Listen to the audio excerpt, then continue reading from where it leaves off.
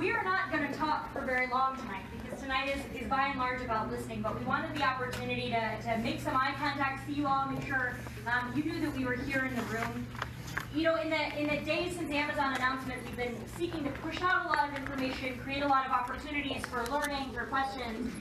But one of the things that I think all five of us heard really quickly was that actually people wanted an opportunity to be heard, to share their comments, to share their thoughts, to make sure we knew, the five of us, as your elected officials, but also the county staff, the many citizen leaders, civic groups, and commissions who will be weighing in, continuing to discuss this issue, that we heard from members of our community, for you to share comments, priorities, and what's on your mind.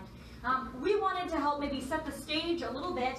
I know everybody's here to talk about Amazon, and I wanted to share just a word or two about Arlington, and in particular about the commercial vacancy in Arlington and what this means. So, you know, in Arlington, it's not something we've necessarily bragged about or talked about. We've lost about 34,000 jobs in this community over the past about the past decade or so. At times, in places like Crystal City, we've seen as many as 1 in 5 offices sitting vacant. I think it's a testimony to how extraordinary this community is, how extraordinary you all are as neighbors, and the values and priorities that you've elevated, that we've not lost. In fact, we've grown our residential population. This is still a desirable community in which to live. But to see that kind of loss of jobs, loss of office markets, has meant that we are a community dealing with the struggles of a growing residential population, the demand for more schools and parks and more money for affordable housing without that side of our tax base. I share all of that because we absolutely are going to have conversations ahead about the impacts of 25,000 more jobs coming and what that means for the people who live here or might come to live here in the future. But this is a community that has been struggling with this challenge for many years before. So I appreciate the opportunity to hear from you all, to know, again, what elements of those impacts are most top of mind for you. And as we think about growing this community, restoring that commercial tax base while also maintaining what we love so much about the residential side of life here in Arlington County. Thank you for joining us. I'd like to introduce my next colleague, Vice Chairman Christian Dorsey, to share a couple of thoughts as well. Thank you. So there's the problem we're trying to solve that enabled us or caused us to actually direct our staff to engage in the recruitment process when Amazon, I guess it was 18 months ago, issued their request for proposals for communities that might be interested in having HQ2 come to their locality. And the way these things work, Amazon was essentially putting a feeler out there. Who's willing to engage in a partnership with us in the location of our next corporate headquarters? And we engaged in that to solve the commercial vacancy problem, or at least to put a significant dent in it. But it's important to note that unlike many other communities, Arlington very early on, and my colleagues on the board, very early on, we all decided that we were not going to engage in this exercise if it meant committing and devoting existing resources to Amazon. We were going to establish a line in the sand that we were not going to divert revenues that are currently programmed for the good of our community to this corporate entity. So our creative staff came up with a proposal that looked at an increment of new revenue that would come from the transit occupancy tax, a tax that is mostly paid by non-Arlingtonians, after we would set a baseline before Amazon and then look at what happened to that tax growth after Amazon, and we would give them 15% of it. And that's it.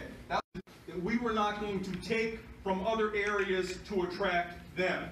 And what we expect that this will do, and what it has done, is unlocked other resources for our community that would not have been available otherwise.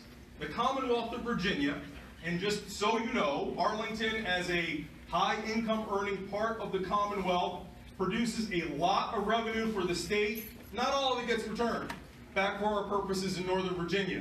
That's still going to be the case, but as a result of engaging in this partnership and working with the state to recruit Amazon, it means that about $200 million in transportation improvements that would not have been available otherwise are going to be devoted to Arlington, in and around Pentagon City, Crystal City, and the city of Alexandria. It also means that $150 million in new money devoted to affordable housing will be available for Arlington and Alexandria. It also means that there's going to be a significant investment just south of the Arlington border in Potomac Yards in Alexandria towards a graduate innovation center campus for Virginia Tech. There are a host of other investments that the state is committed to making in K-12 education, as well as other institutions of higher learning that would not have been possible had we not engaged in this partnership. So a question that I often get from people is, if Amazon wanted to come here, why not just let them come and not give them anything in the process? That's a fair point. But what we believe is that an increment of a tax that's new money, which we project will total $23 million over 10 years, is a fair and, in fact, a good price to pay for the hundreds of millions of dollars of investment that would not be available otherwise. But that said, there's much more to this story, and you're going to unearth a lot of the considerations and the conversations that we need to have as we move forward with considering not only the performance incentives, but Amazon's impact in Arlington overall. And I look forward to your concerns and issues that you unearthed tonight. Thank you.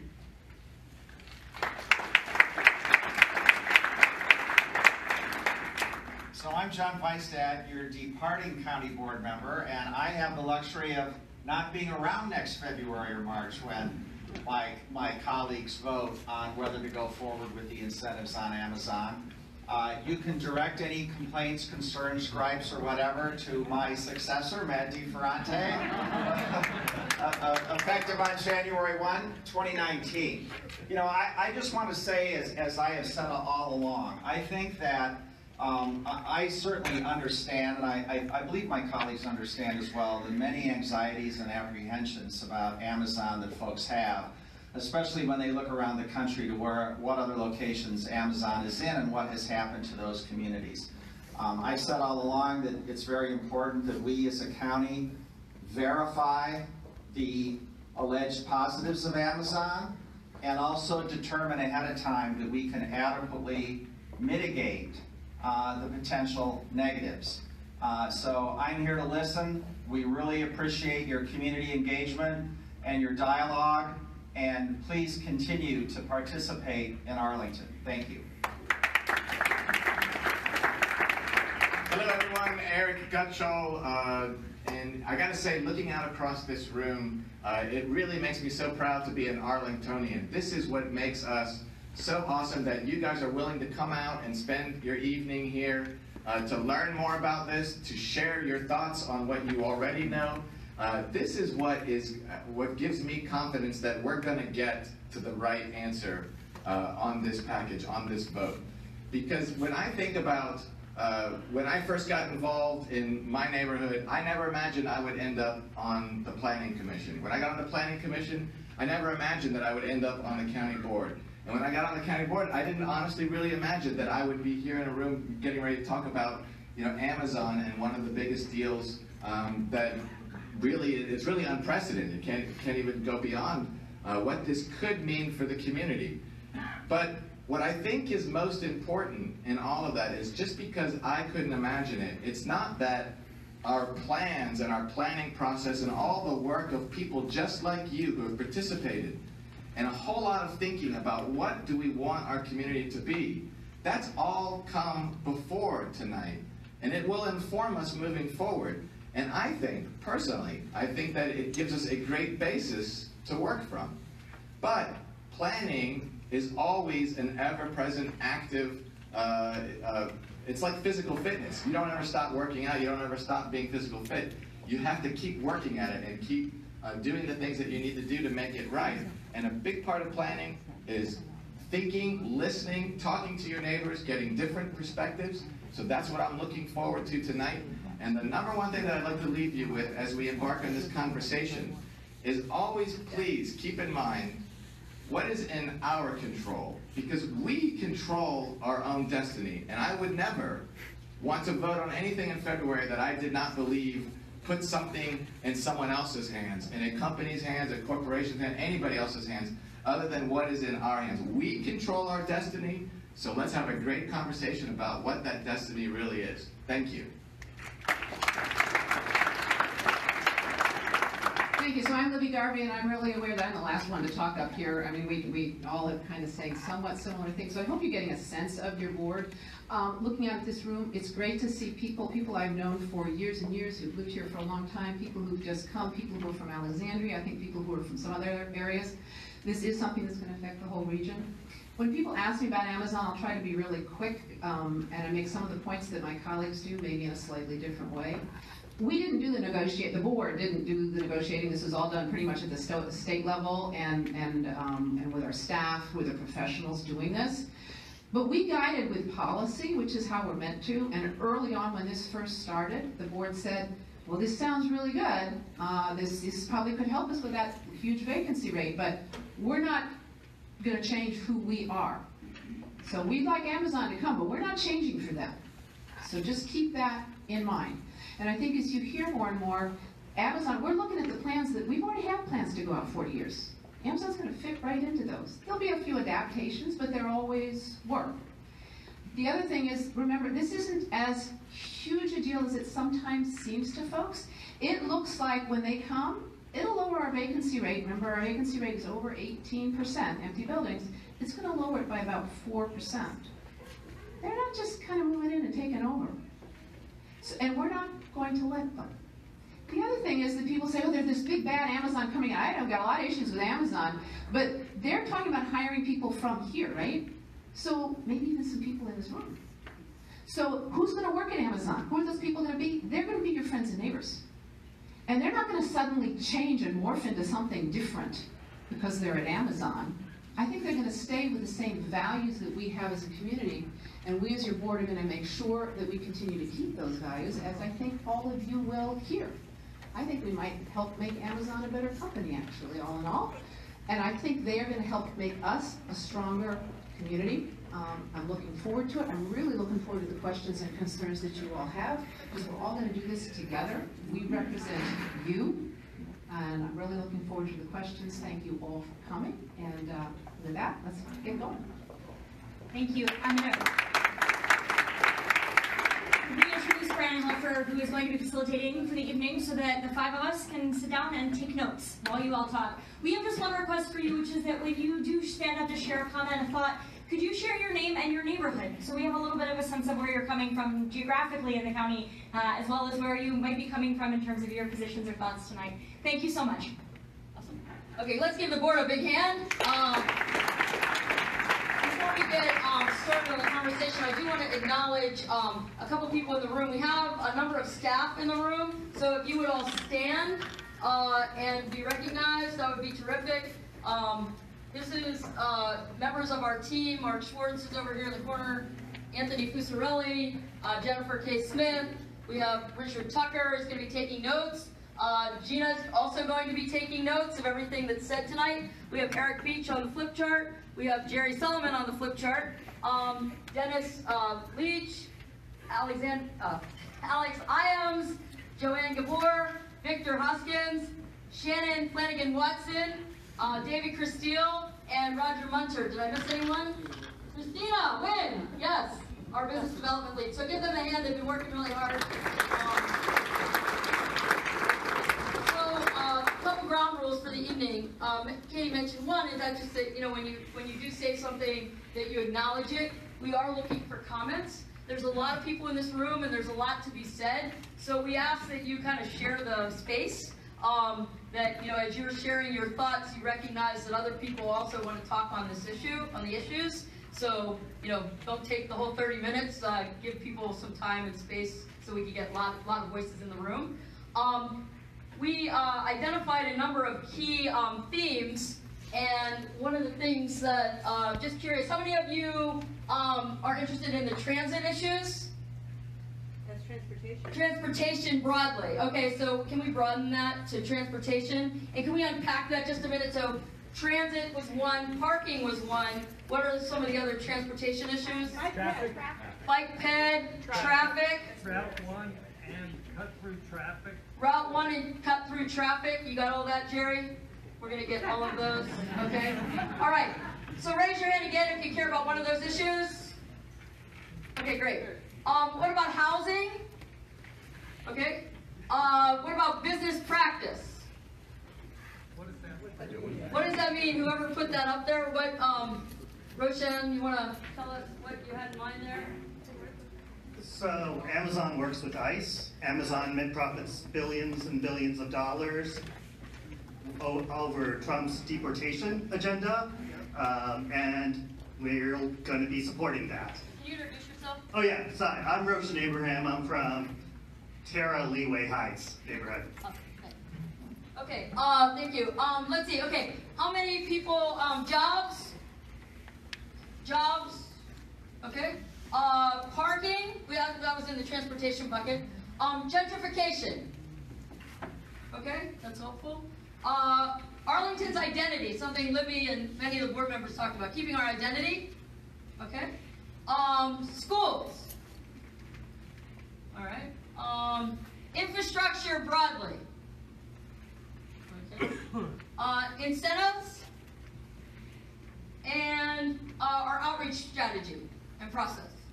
Okay, so what if we start with transportation? Does that sound like the good place to start, Tony? Yes? Okay, so let's start with that. And who wants to go first? Pam, I'm gonna let you start the conversation. Okay. Hi. It's on. You can hear me? I'm Pam Van Hunt. I live in Aurora Highlands. I've been living there for almost 35 years, and I'm here representing myself, although I'm on several different county groups. And I'm a pedestrian advocate, and I really hope that in everything we're doing with Amazon, that we prioritize bike path issues, both for access and for safety. And I think that will help mitigate the traffic that we're all concerned about. It will make us better people, healthier people, better for the environment. And we need to increase both our sidewalks, our infrastructure within our area, and the connections to other areas. Thank you. All right, great. Someone in the back there on transportation issues. Shannon's got a microphone back there. Anyone back in that corner?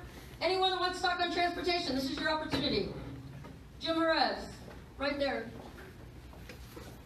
Introduce yourself, Jim. I'm Jim Jerez of Arlington. How many vehicle trips are Amazon employees going to generate, both inside the county and between the county and someplace else? Okay. Other issues? Who else? Come on. This is not a shy group. Right behind you. Shannon's got the mic. Bucky Green, I'm not here to talk about cut-through traffic. It's my number 2 issue, but Route 1 is so backed up, everybody's cutting them down on Eade Street and Fern Street, and it's getting worse. So, particularly on the holidays when the airport gets backed up, our whole neighborhood gets in a great line. And Eade Street has actually got a higher speed limit than Route 1 in Alexandria. So I know you all worked hard on the parking with the Uber drivers down at the airport, but we are kind of getting overrun. Okay. How about over here? Transportation? Yes, sir. Arthur? Arthur Fox, public interest lawyer and president of Arlington Ridge Civic Association. I have a lot of points to make, but since we're on transportation, my concern, or our concern, is the capacity of our existing roadways, surface transportation, to accommodate the likely influx of additional vehicles as a result of this Amazon arriving here, commuters, et cetera, et cetera. The capacity of our infrastructure in 22202 to handle traffic in the future years. So this capacity and infrastructure kind of go hand in hand. Yes, sir. Fred Zimmerman, Arlington Ridge, and also have the same concerns of Arthur. Neighborhood streets going up to Arlington Ridge Road. Arlington Ridge Road is already over capacity, and I think this is just going to add to the problem, especially if more large developments are coming in, which may well be the case. Okay, there were a lot of hands up when I asked who cared about transportation, so how about in the back there, Shannon?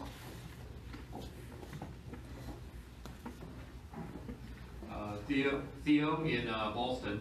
So even though even though I'm not directly in Crystal City, Alexandria, with these 25,000 people coming in or being picked up already in the area, a lot of them are going to be relying on Metro, I assume, and be spreading out throughout the rest of Arlington driving, right? Which is what we're trying to avoid. Dennis, you want to do a clarification? Roger has a mic for you right behind there. Just a quick clarification.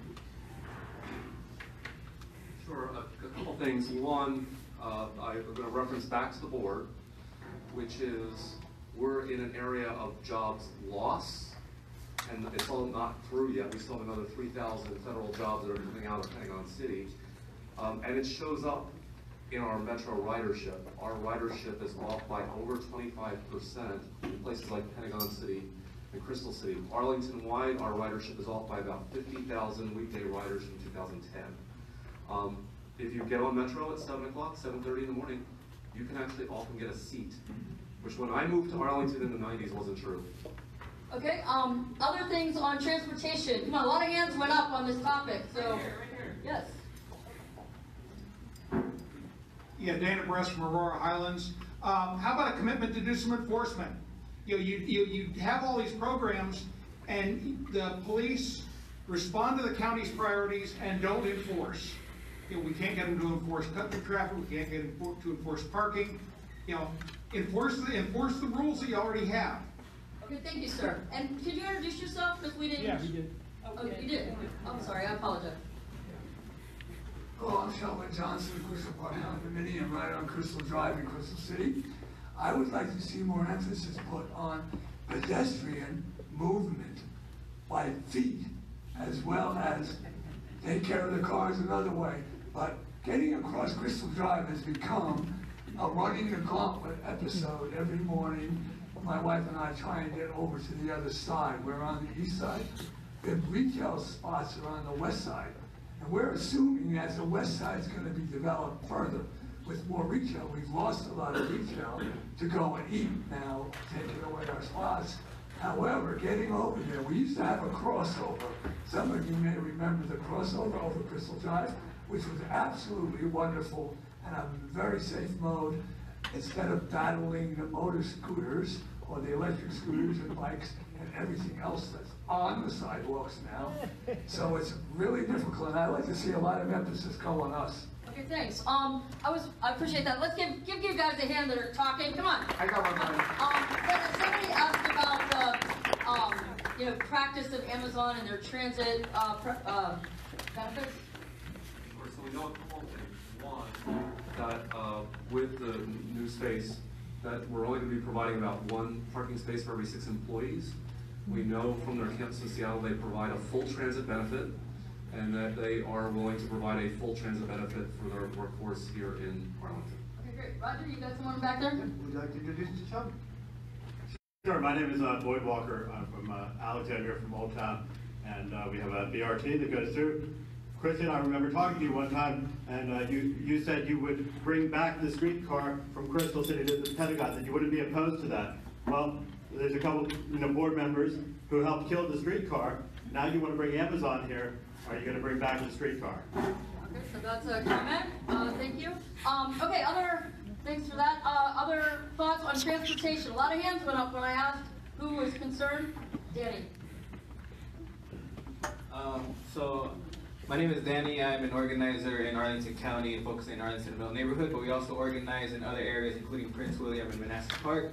And when it comes to transportation, I really think it's important to really center the impact that it will have on working class folks, on immigrant communities, right? Particularly many that come from different areas to drive up to Arlington into DC for work, right? And so I already know, for example, my stepdad has to travel, if he has to work into DC, like 2 hours, 2.5 hours in traffic, right? So we're gonna add this many employees, this many vehicles. What are we doing to workers as well? And like connecting to gentrification, when we displace people from here, we're just gonna be adding hours for working class people to drive to work.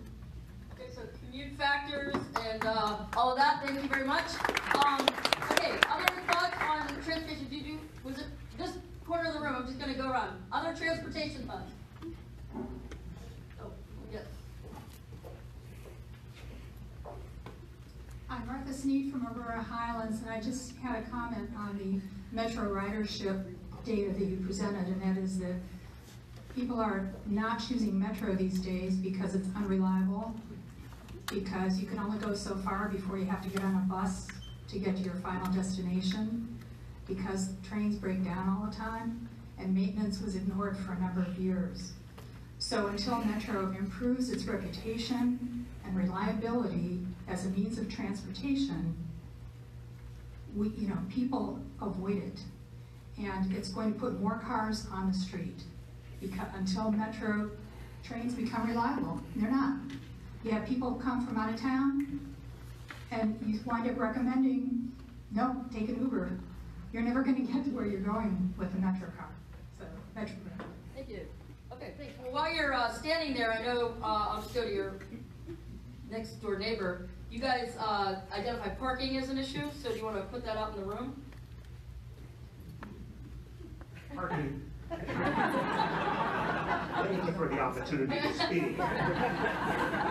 Yes, parking is an issue. Yes. My name is Horace Sneed. And I did identify parking as an issue. It's an issue in our neighborhood. This was one of the first places it became an issue in Arlington. That's why it's Zone 1.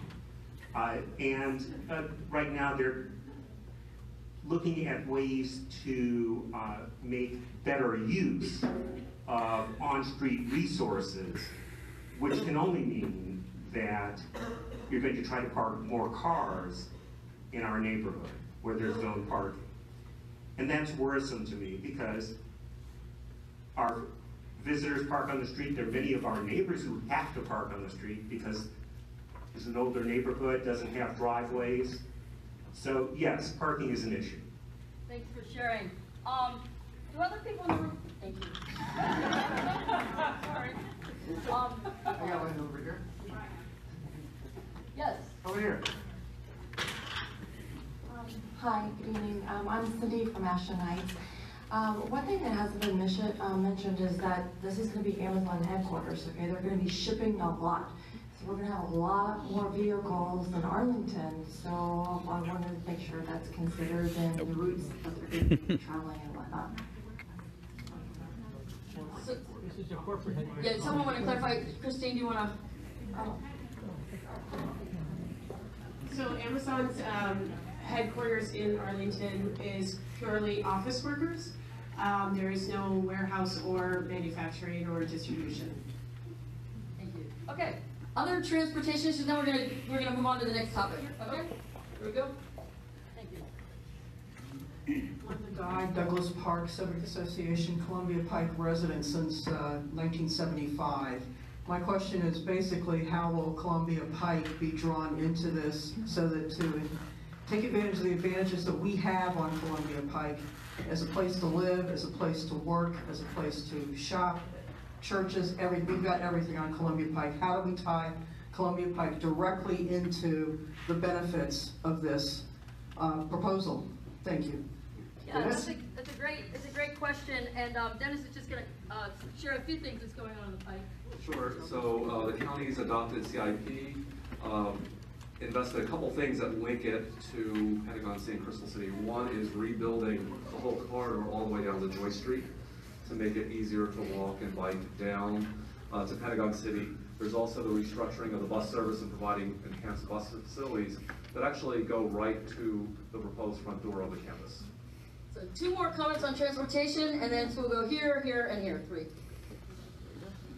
I'm Howard Weissman. I live in South Arlington, South 24th Street, and I've heard a lot of comments about parking and so forth, and one of the things we have to remember is the fact that there was a study done, and it was the 2050 vision and so forth for this particular area of Crystal City and such. In that study, they identified that parking would be, any new parking would be focused upon all underground parking to begin with. The problem is that that's usually for a cost, so that prevents people from using it either because they can't afford it or because it's just not desirable. So they look for areas to park where it's free. A number of those people right now are using parking stickers that are within zones, but they don't live within those zones, and they certainly don't live where those cars are being parked within that zone, if it is the case. The other thing is that the population increases are 20%. That's minimal. It's 5,000. Right now, we were projecting already an increase of 95% in 10 years for Crystal City. This 5,000 doesn't mean anything. We're talking originally about 35,000 people coming. So I think we have to look at these things realistically, that there's been planning done. It's a question of enforcement, it's a question of development, and doing it wisely. That's all I can do. Thank you. Okay, so we're going to go here and here, and then we're going to move to the next topic. Yes, ma'am. I don't feel name there. Oh, no. Sorry about that. Hi, I'm Casey Utley with Showing Up for Racial Justice. We organize in Arlington and in Alexandria and across the county. I think I just really want to echo what Danny said a minute ago about transportation conversations needing to center working class communities, particularly communities of color.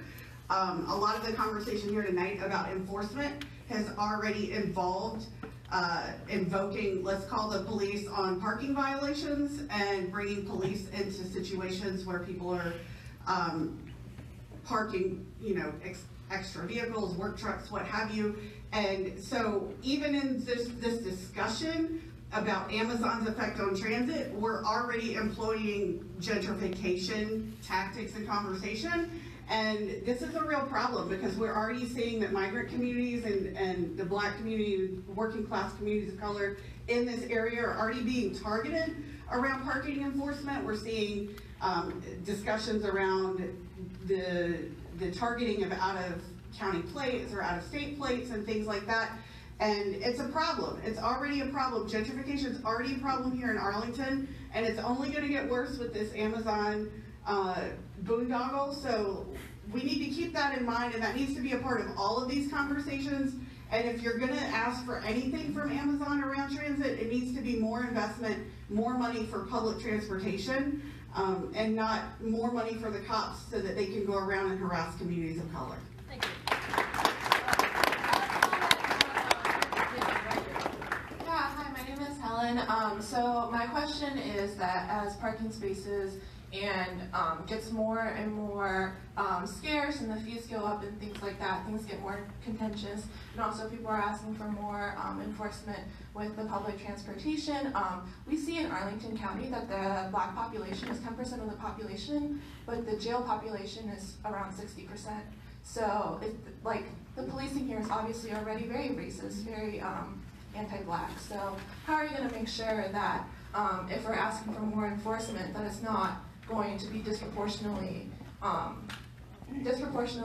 putting Black kids in jail, which is what we're seeing already happen with the Metro. There's a huge It's Not Fair decriminalization campaign in PC, and the representative from Virginia actually said he was against decriminalizing Metro fare evasion, which was like just putting a bunch of Black kids in prison, not prison, in jail, which is like terrible. So what are you going to do about that? Taking copious notes, and at the end the board will reflect on some of the things you're hearing, so this is really, really, really helpful. Okay, let's move on to housing. Is everyone good with that? Housing? Okay, so where should we start? Someone that we haven't heard from? Yes.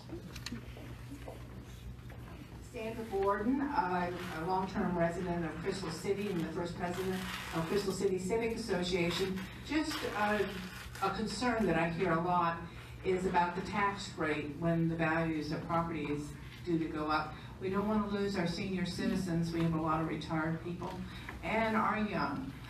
And I am looking forward to Amazon, but I still want to ask that question. Okay, other thoughts? We'll play it all out and then we'll come back. Yes, ma'am. Hi, I'm Pam Conrad, and I'm from Waverly Hills, but I'm here because of my interest in affordable housing. I guess my question is, I applaud the planning that went into the idea of benefit for progress. That is, Amazon gets benefit if there is progress in the form of the TOT increases. What I'm wondering is, can't we extend that idea to benefit for specific ideals of the county for progress? If there is TOT money that grows from this base, couldn't a portion of it also be dedicated to help with what we know is already a pretty serious affordable housing crunch? Really appreciate everyone's comments. Rochelle, we're just going to get to a couple more people. We'll come back to you. Jennifer, can you get Alex over there, and then we'll come over here? Alex Belinsky, Westover Village.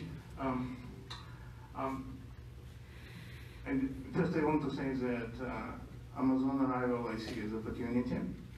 And the housing problem is not related to Amazon, it's a long-standing problem. It's opportunity to look what may be wrong in the past, to look at the housing goals which community developed in the late 90s and staff decided it's not feasible, to focus on need. It was discussion community benefit units instead of help to somebody who needed. The difference from 20 years ago was that much larger population would be affected, and the county policy, which I maybe only what is possible, but I reluctantly accept, is focused on low-income housing tax credit mentality, which focus only for about 6% of population, and it should be rethink how to extend to wider who is in lower income and higher, and who would be affected by, apparently, by arrivals. Great, thanks very much. We're going to go over here and then we'll go back to Marcel. Hi, my name is Karen Wolf. I organize with Showing Up for Racial Justice Northern Virginia. I'm also part of George Mason University as a staff member. I want to name some things we already know about housing, namely how housing was affected in Seattle thanks to Amazon's presence. Housing went up 80% in 5 or 6 years, and rent went up 40%. So if that happened in Arlington by 2025, the average home would cost $1.24 million, and the average rent would be $3,400 a month. So that's a real concern in an area that's already got out of control housing prices and a real affordable housing problem. Thanks for your comment. Roshan? Hi, I'm Roshan. I live in the Terra Leeway Heights neighborhood. I want to start by echoing something that Katie Crystal has said on numerous occasions, that Amazon is not going to create an affordable housing problem. We already have an affordable housing problem, but that misses the entire point. The question isn't whether we're going to have an affordable housing problem, it's how much worse is that problem going to be once Amazon gets here. Also, I want to just comment upon our remedies for this. Our remedies that have come up is, we could negotiate some investment into the Arlington Housing Investment Fund during the land use process, but Amazon's not going to be looking for any land use permits right away. We don't know how long it's going to be, and those land use permits, as Christian Dorsey recently informed me, take a minimum of 6 months. So if we're depending on those land use permits to get funding for affordable housing, we're looking many years away. Likewise, the talking point about rezoning all various areas of Arlington to take multi-unit homes instead of just single-family homes. This is a great idea, but this plan has gone nowhere. It hasn't been studied. There isn't support for it from parts of the county government. I think a lot of the county board support it. So this is another thing that is years away, and this is what I'm concerned about, that all of our remedies for the housing problem is years away, and the impact to our affordable housing is already going to happen before we get to do anything about it.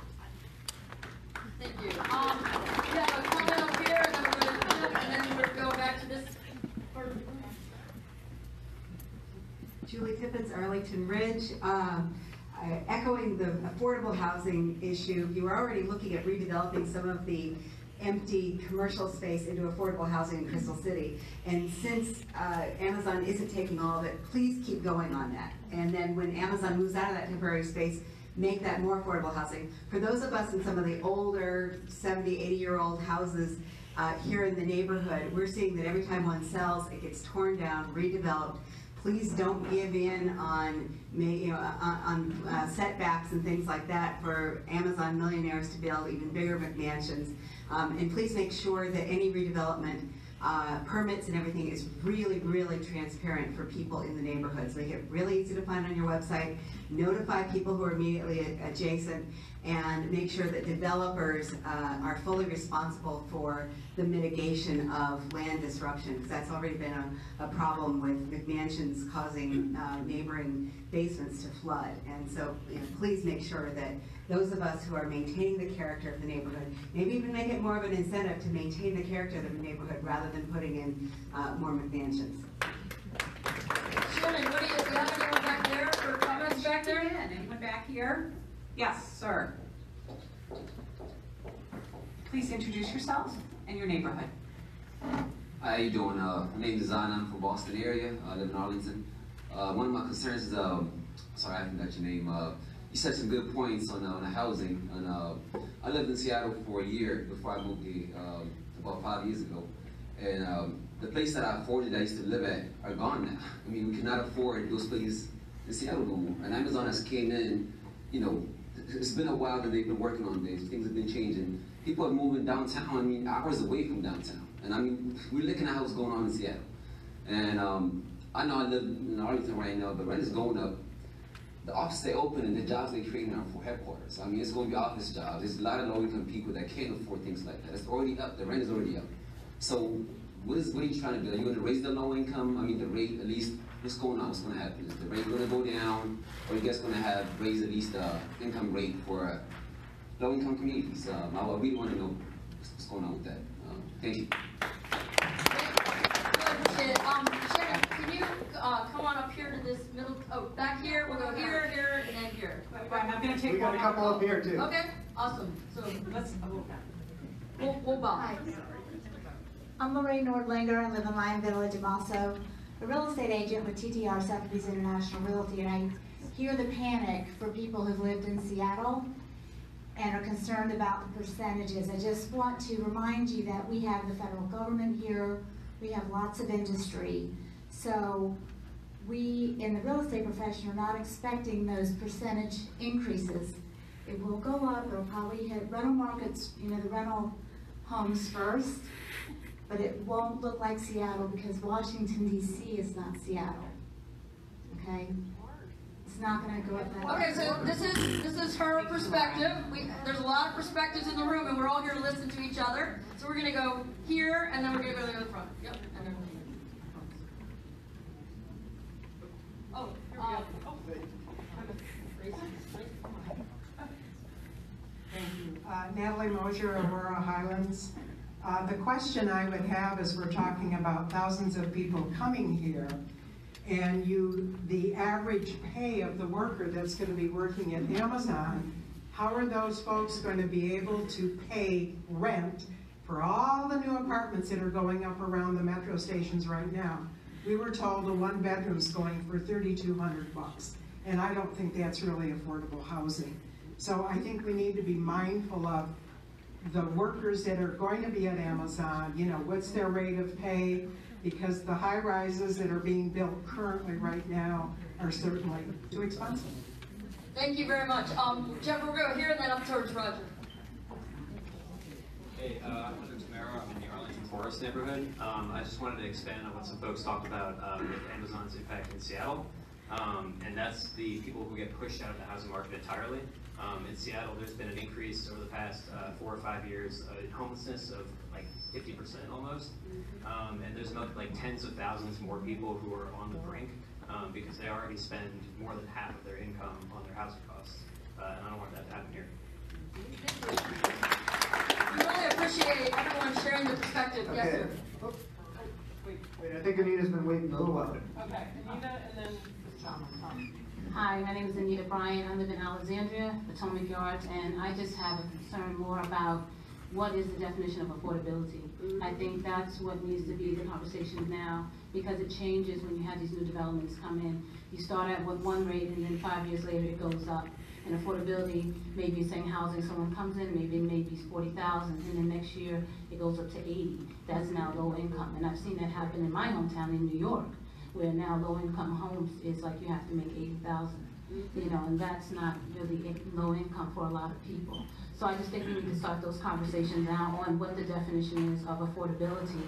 And just to make a comment about the real estate market in DC and that it's different, yes, we do have the federal government, but I work over in Foggy Bottom and I have seen a drastic increase in tent cities throughout the city. If you just drive through in the daytime and night, DC is tents everywhere. So we need to be mindful if that's something that you want to see in Arlington and Alexandria and all the surrounding communities, to have that happen. And that is a direct impact of people not being able to afford homes. And that's just not people that's on drugs or anything. That's just people that cannot afford to pay rent.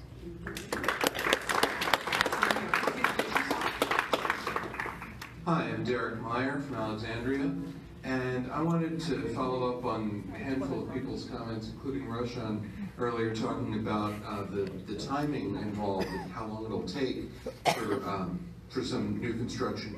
I wanted to say there are possibilities, some innovative prefab designs that could be ready to go in, the construction part can take under 6 months. So these could easily, I think, be ready to go in a year, and some of them do lend themselves to affordable housing. Happy to talk further offline. You know, this is a great conversation because now we're talking to each other about potential solutions, ideas, thoughts, different perspectives. Others in the room about housing. I'm Tom Dickinson from the Bluemont Civic Association. I'm a local historian and historic preservation advocate, past president of the Arlington Historical Society and one of the founding directors of Preservation Arlington. When I moved here in 1978, one thing that struck me was the pervasive, what I saw as pervasive destruction and demolition of lower priced, affordable houses in Arlington. So I started taking pictures, I started documenting this, I'm a photographer. So I started taking pictures of these houses before they were demolished. Right now, if you go up to the Westover Library, I have on display an exhibit up there, the last 40 years, a collection of about 1% of the photographs that I've taken of these older, affordable, smaller houses that are now gone, demolished, and then the much larger, much more expensive mega mansion that's replaced it in the exact same place. So go up to Westover and take a look. What you see there. Like I said, it's just a small percentage of what's happened in Arlington. It's still going on at the rate of about one a day. Somewhere between 300 and 400 smaller, less expensive homes get demolished in Arlington every year. And I'm just concerned about what will happen when Amazon shows up and how that situation might be impacted. Thank you. Yes, sir. Just one more. I'm Bucky Green.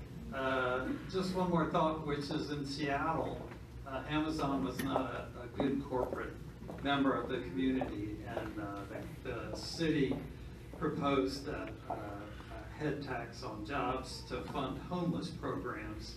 They passed it once, and Amazon came back and said, nope, we're going to leave if you don't overturn it. So they did. So my question is, does the board think they can, one, is Amazon going to be a good corporate citizen? And two, do they think Amazon isn't going to pull the same unneighborly approach to us and our issues? Okay, so you just took us into a new conversation. So before we leave the housing conversation, you kind of bridged the business practice and homeless. But before we leave the housing, how many more people have some comments on housing? I want to get to a couple more people. So let's go over there and then we'll come here and back there. Yep. Hi, I'm John Reeder. I live in Westover, Terra Leeway area. I'm also with the Arlington Greens. Christian Dorsey mentioned it's in here $7 million a year for affordable housing. What the county does is it basically builds new units. Most of that will go to build new units. And as Roshan pointed out, these take years to build. APA's putting up a building on Columbia Pike that, it was probably approved 5 years ago. It's not finished. This will do nothing to help those people who are renting, who get a rent increase. It only helps you if you're fortunate enough to move into a new subsidized unit. Those subsidized units are not affordable if somebody makes under $60,000 a year in Arlington, largely. So what I'm saying is this big group who's in here, they push up rent levels, which is the first thing that's going to happen. And a lot of people who live in Ballston or wherever, all of a sudden your landlord's going to increase your rent. So the pain will be, and 55% roughly of people who live in Arlington are renters. They're not homeowners. So this population here are renters. So they're going to suffer, and it's going to be a big, substantial rent increase. How much, we don't know, but it will be substantial. And the county's efforts, laudable though they are, will take many years to build, and it only helps you if you're fortunate enough to move into one of those few units. So this is, whatever their housing approach here isn't going to help large-scale renters across the community. And I also, it's good that Alexandria folks are here because your community is going to get nailed. I mean, look on the map. You know, Delray, whatever, they have even tighter housing than we do in Arlington. So all I'm saying to Alexandria is, well, you guys better start thinking about this too, because it's going to get really ugly. Thank you. Let's give everybody a hand that's doing some really great thinking on this. So, Jim. Yes. How is the county board and its successors over the next 25 years going to jam 75,000 more residents into about 15 square miles of this county? And what's this county going to look like when that happens? Thank you very much. Okay, let's see, we have over here, and then we're going to go back here, and then Shannon, you probably have some people back in the back. We're going to get some people we haven't heard from. So my name is Naomi Pena. I live in Roslyn. And I have one just plain out question, which is, when is Amazon going to send some representatives to address some of our concerns? When are we going to have a meeting with them present? And the other issue that I want to bring up is in terms of, look, Amazon must know that it's caused problems in Seattle. This is not a secret. So one of the things that it seems to me we ought to be pushing for is a trust fund to cover the gap between what people with moderate to low incomes can afford and the prices of both housing and rents. So let's balance the room. We haven't heard from people back here. So any Back thoughts? here. Thoughts? Housing? Roger. I got one up here. Okay. Hi, I'm Joanne Gottlieb, and I live in Crystal Park Condominium on Crystal Drive. We're already seeing speculators snap up units in our building and try to flip them at 20–25% increases already. And Amazon hasn't even set foot here. I've owned my unit for 18 years. I intend to stay here until they carry me out on a stretcher or I go into a nursing home. But what happens to my property taxes? And I know Katie said at our Civic Association meeting that with the increase in commercial occupancy, maybe residential rates will go down. But my concern right now is that the tax assessment of our properties is going to go by these speculators' purchases instead of a more reasonable value for our properties.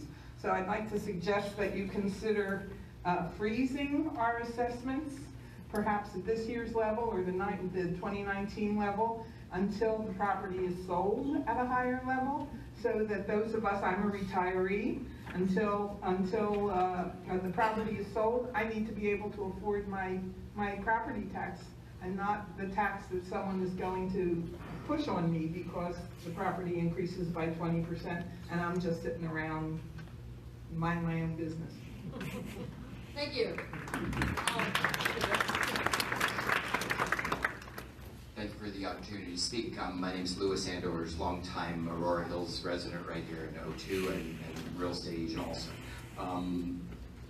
I'm wondering if there's going to be policy development that will allow for empty nesters, senior citizens, opportunity to make it easier without unnecessary hurdles to rent rooms in houses, basement, accessory dwellings, which can assist in solving a lot of people. Fixed income, retirees getting some income, some company, it's better for health,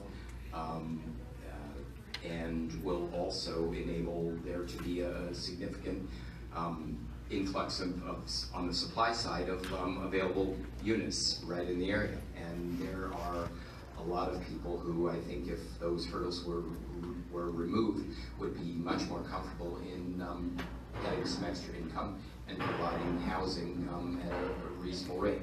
There's a lot of benefits and some potential disbenefits with regard to extra parking and such. But you know, you have to take it a step at a time. David Cristillo, is there a way in there? That's a good suggestion. In fact, the county has an accessory dwelling unit ordinance that allows exactly what you're talking about. And so it was adopted back in 2008, and then after a lot of feedback from the community, it actually was amended a couple of years ago, and so it actually has gotten expanded. In fact, this coming year, we're looking to expand it even more. So I encourage you to look at the county's website under accessory dwellings, and you'll see how you can make it happen what you're talking about. So we have 3 more comments, 1, 2, and 3. Hi, my name is Deanna Reyna. I live in Bailey's Crossroads, which is right on the edge of Arlington, Falls Church, and Alexandria, if you don't know that. And I've lived there for many years, but I've also gone to Arlington, lived in Crystal City, so I'm there quite frequently. I guess I was curious, as I'm also a realtor, by the way, and as someone who gathers market intelligence, and I want to know what people think, I'm curious if it's okay if I can ask the room, like, how many people are for this and how many people are against it? Or how many people are on the fence? I'm curious. Could I get a raise? For or against what? I'm sorry? Against for or against what? Well, you obviously came here for a reason. You have concerns, so you might. Well, it sounds like people are here for a lot of different reasons, right? So it's kind of, you know, there's a lot of interest in the room around lots of things. So she's interested in how many people are kind of pro growth and pro filling the vacancy rates and bad framing. Okay, all right, I apologize. Okay, so just pro Amazon. Is that what you're asking? Pro Amazon. Okay, pro Amazon. Here. Okay, and people that have concerns about Amazon being here? Yeah. Okay.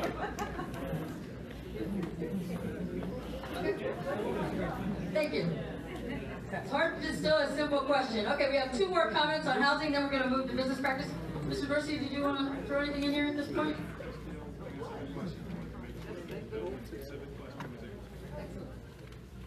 We got an answer. Yep. Oh, okay, so my question is, when will you be giving us a specific timeline with how you're going to handle the housing issue? And also, the vote is on February 23rd, so we need it like right now. Like, have you thought about it at all? Because this doesn't really give us much time to respond to your response to all of our issues. So I think that... I can, just to level set, the vote on February 23rd is intended to be about the performance incentives, not about each subsequent land use decision for Amazon being here. I understand your point, but it's kind of tough for us to, by February 23rd, to have developed our 25-year housing strategy. So that's not going to happen by February 23rd. We're agreeing to performance incentives that outline a path for growth. There's going to be perhaps a dozen or more subsequent decisions as Amazon puts that general path for growth into the specifics of, we want to build an office building that's this big with this employees coming at this time. So those are going to come at subsequent points. This first step is about whether or not the county enters into a performance agreement under the terms that you've seen outlined on your table and that we're kind of discussing tonight. But you're saying that we went into the Amazon deal and that happened. No, that's not what I'm saying at all. That's what you said. Yes, Brianna. Yep. So we have a housing policy, we have a housing plan. It's not working perfectly, we're working on it, and Mr. Cristillo over there talked about how we're making changes in zoning. We see we need to do things differently. So, I mean, that's part of the deal. Amazon's coming here, we have plans for where buildings are supposed to go, how housing's supposed to happen, how transit's gonna happen. We've got this all planned out for folks that are gonna come. When Amazon comes, we're gonna have to do some tweaking and some adaptation. Luckily, they'll also bring some funds to help us do that. So we have plans. We've always, it's on, you can go online, you can find our housing, we have a housing master plan. You can find it. Okay, It is, well, never mind. It's not working. Okay, so I think what's been really great here is we're actually hearing some areas where there might be some need for opportunities for improvement, and David Christille is taking notes, and I think probably a separate conversation on housing is going to take place on January 16th in a virtual session with lots of interaction there, so we'll drill down some more. We're going to move on to business practice and jobs because I know there's a lot of energy in the room around that as well. So is that good with everyone? Any other burning issues on housing? Okay, so who wants to kick us off the conversation on business practices? Somebody had already kicked off. Yes, ma'am. Please introduce yourself. Hi, I'm Helena. I live in Alexandria and Park Fairfax, so just down the road. I can speak for myself, but earlier someone brought up the fact that Amazon works with ICE. So does the Sheriff of Alexandria, and that's a major concern. Our own mayor of Alexandria said they signed an NDA with Amazon. Has the Arlington County Board done that as well? There's a lack of transparency. There's a lack of engagement with the communities that are most affected by the cooperation with ICE. They should be involved in this process. And also, Amazon, as we're not having shipments going here, but they are not treating their workers well. Right? Across the country, we see huge problems with the way the working class is being treated by Amazon, so that's a major concern. So earlier, one of the council members mentioned that we can use policies to rein in these kind of things. So what is the plan to protect workers, to protect our most vulnerable community members, and also the kind of work that's going on at Amazon? They contracting with the Department of Defense. That's increased surveillance that can be used to target marginalized communities. So what kind of community do you want to be? Do you want that to be going on here? So you should think about that as well. Thank you. Okay, thank you. Thank you. My name is Virginia Diamond. I'm with Nova Labor. I represent construction workers. I have carpenters and electricians with me. We represent thousands of workers in Arlington, Alexandria, and all around. So our concern is that Amazon's going to be providing some very high-paying jobs. People are going to be going to Virginia Tech and get their master's and PhD and all that. But there are a lot of workers, a lot of people and residents in this area that are not going to go to college and that are not going to get PhDs. And so our concern is that all of the development that's taking place, all of the construction, all of the renovations, that can go one way or another way. So what we would like to do is we would like to ensure that Amazon, in all of its development with JBG, that they will engage in good hiring practices for construction, which basically can simply be boiled down to that they need to come up with an agreement with the community, a project labor agreement that says that they will pay good wages, that there will be good benefits for the construction workers, that they will hire local residents who can enter into our apprenticeship programs. Our apprenticeship programs provide opportunities for people to be paid while they're learning these trades, electricians, pipe fitters, iron workers, carpenters, etc. These lead, after 4 years of apprenticeship, to middle-class incomes, to good jobs where people can afford to stay in Arlington and in this area. And so what we would ask of everybody in this room is that your request to our decision makers and what you would use your voices to say is that we want to have all of the development construction done with project labor agreements for local residents, for minority communities, for immigrants, and so that there will be a benefit to low-income people and working-class people in this area. Because if Amazon and JBG do not agree to a project labor agreement for this development, then this work is going to be done filled with wage theft, with exploitation, and with unsafe working conditions. So that's something that, if they will agree to upfront, that at least offers a promise immediately for working class people in this community to get good jobs and good careers in the building trades. Thank you. Thank you. So for those of you who maybe have to leave before we're ending, we'll go another hour here. Just if you didn't RSVP tonight, please do leave. If you're leaving early or when you leave, please do leave your email address if you want to continue to get notifications about opportunities. So I just want to throw that in there. I apologize. My name is Charles Jones.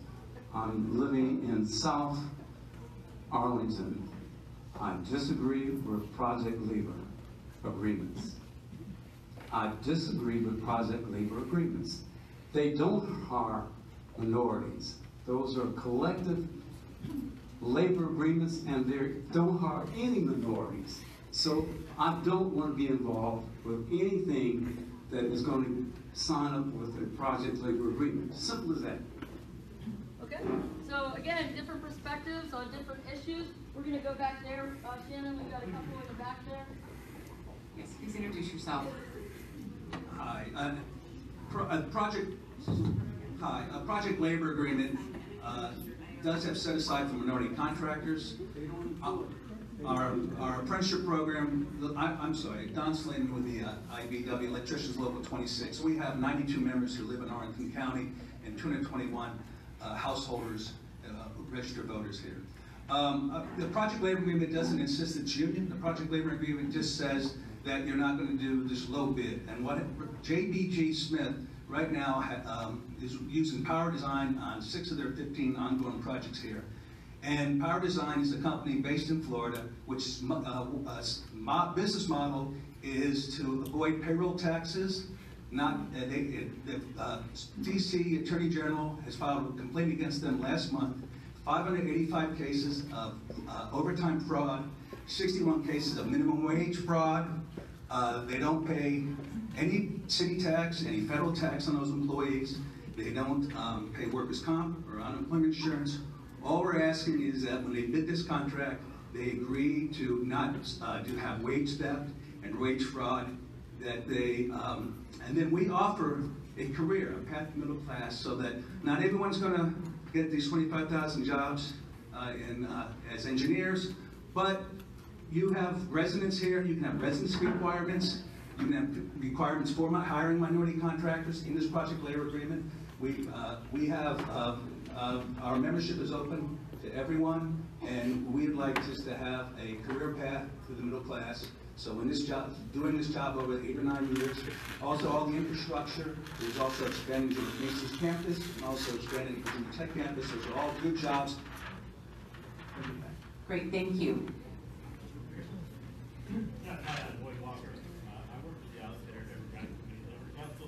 Me and Jenny have worked together. I think what she didn't say is we want union jobs. We want these buildings built by unions. That's the bottom line, right, Jenny? No, the project labor agreements, but yes, right. I think there's a little conversation going on. So let's. Did you have a question for her? And did you have another comment? What's up? Yes, I had another comment. Project labor agreements are for labor unions. Labor unions do not allow minorities to get involved with them to a great extent. I'm a labor attorney. I know this. So when you talk about project labor agreements, you're talking about cutting out a number of minorities who haven't been able to get into the union and can't pay the union dues. They don't do the right things for minorities. Now, you might go ahead and do this, but it's not going to help your minority community, period. Can I ask a question about the pipeline? So this is about building a pipeline that's diverse, a diverse pipeline. If there was a diverse pipeline opportunity, does that change? I'm just curious. Is that the issue of diverse pipeline? Minorities are not allowed into unions that much.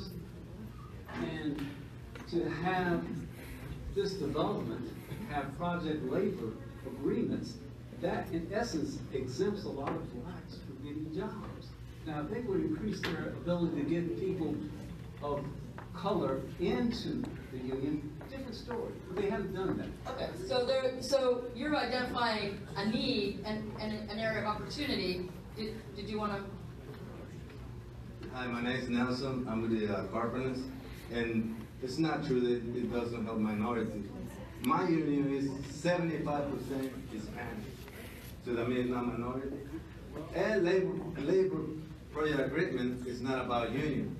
Look at the DC stadium, the soccer field. It was not union. It was like 2-3 contractor union. The rest of it was not union. It doesn't mean all unions gonna get it. It means like you're gonna make sure the people from Arlington is gonna get a good pay. Even if it's going union or not union, it doesn't mean union gonna have it. You got a good chance. It doesn't mean they're gonna have it. Okay, so that's so let's move. We have a lot of issues within jobs and business practice. So I want to move to a new issue. Roshan? Oh, wait. Sorry. My name is Paulette Jones, and I've been in Arlington for about 25 years. And one of the concerns I have is how are we going to ensure that minority community, African Americans, will have access to the jobs? Because we're saying that this is their corporate headquarters, and I'm real curious as to how the percentage of minorities that are in upper management, and how are we going to ensure, and how are we going to prepare? So this starts in school, you know, in high school, and you talk about Virginia Tech. How many African Americans are attending Virginia Tech? And so how are we going to make sure that, you know, we have access to these jobs? How are we going to prepare them in high school? How are we going to ensure that the African American community can be able to be, you know, will be prepared and educated? I know that I've lived in Arlington for a very long time. I love Arlington. However, my children, I had to fight. They all went to college, but I had to fight for the certain seats for them to have equal access to the advanced classes. It wasn't easy. They weren't automatically placed there, although academically they did, you know, they performed to be able to, you know, to be in those classes. And so because I was on top of it every minute of the day, and I'm an educator, and so I still had, it was surprising to me that as an educator, I still had to, you know, be overly present in order to make sure that my children, you know, were going to be successful. And so it starts prior to this. How are we going to ensure that, you know, we have, that they will be able to get the jobs? So we're hearing you speak for diversity pipeline, talent pipeline. I've lost track. Danny, and then we'll go 1, 2, 3. Just wanted to kind of address both the last points that were made just now. What I know for sure is that I'm sure as hell not going to trust Amazon to not be racist. Right? So the facts are that Amazon jobs are largely segregated. And to respond to your question about the rate of the percentages of who's represented at those jobs, professionals, officers, and managers are almost mostly white, black, and Hispanic or Latinx workers. Each comprise less than 6% of executives, officials, and managers and professionals for Amazon. The data also shows that that there are more men than women in every job category except for administrative services, where women comprise 65% of the workforce. And if we put these numbers here relative locally, where black people are twice as likely to be unemployed as white people, this is troubling, right? When we recognize that the jobs that are coming here for Amazon are not going to be for people of color. Right.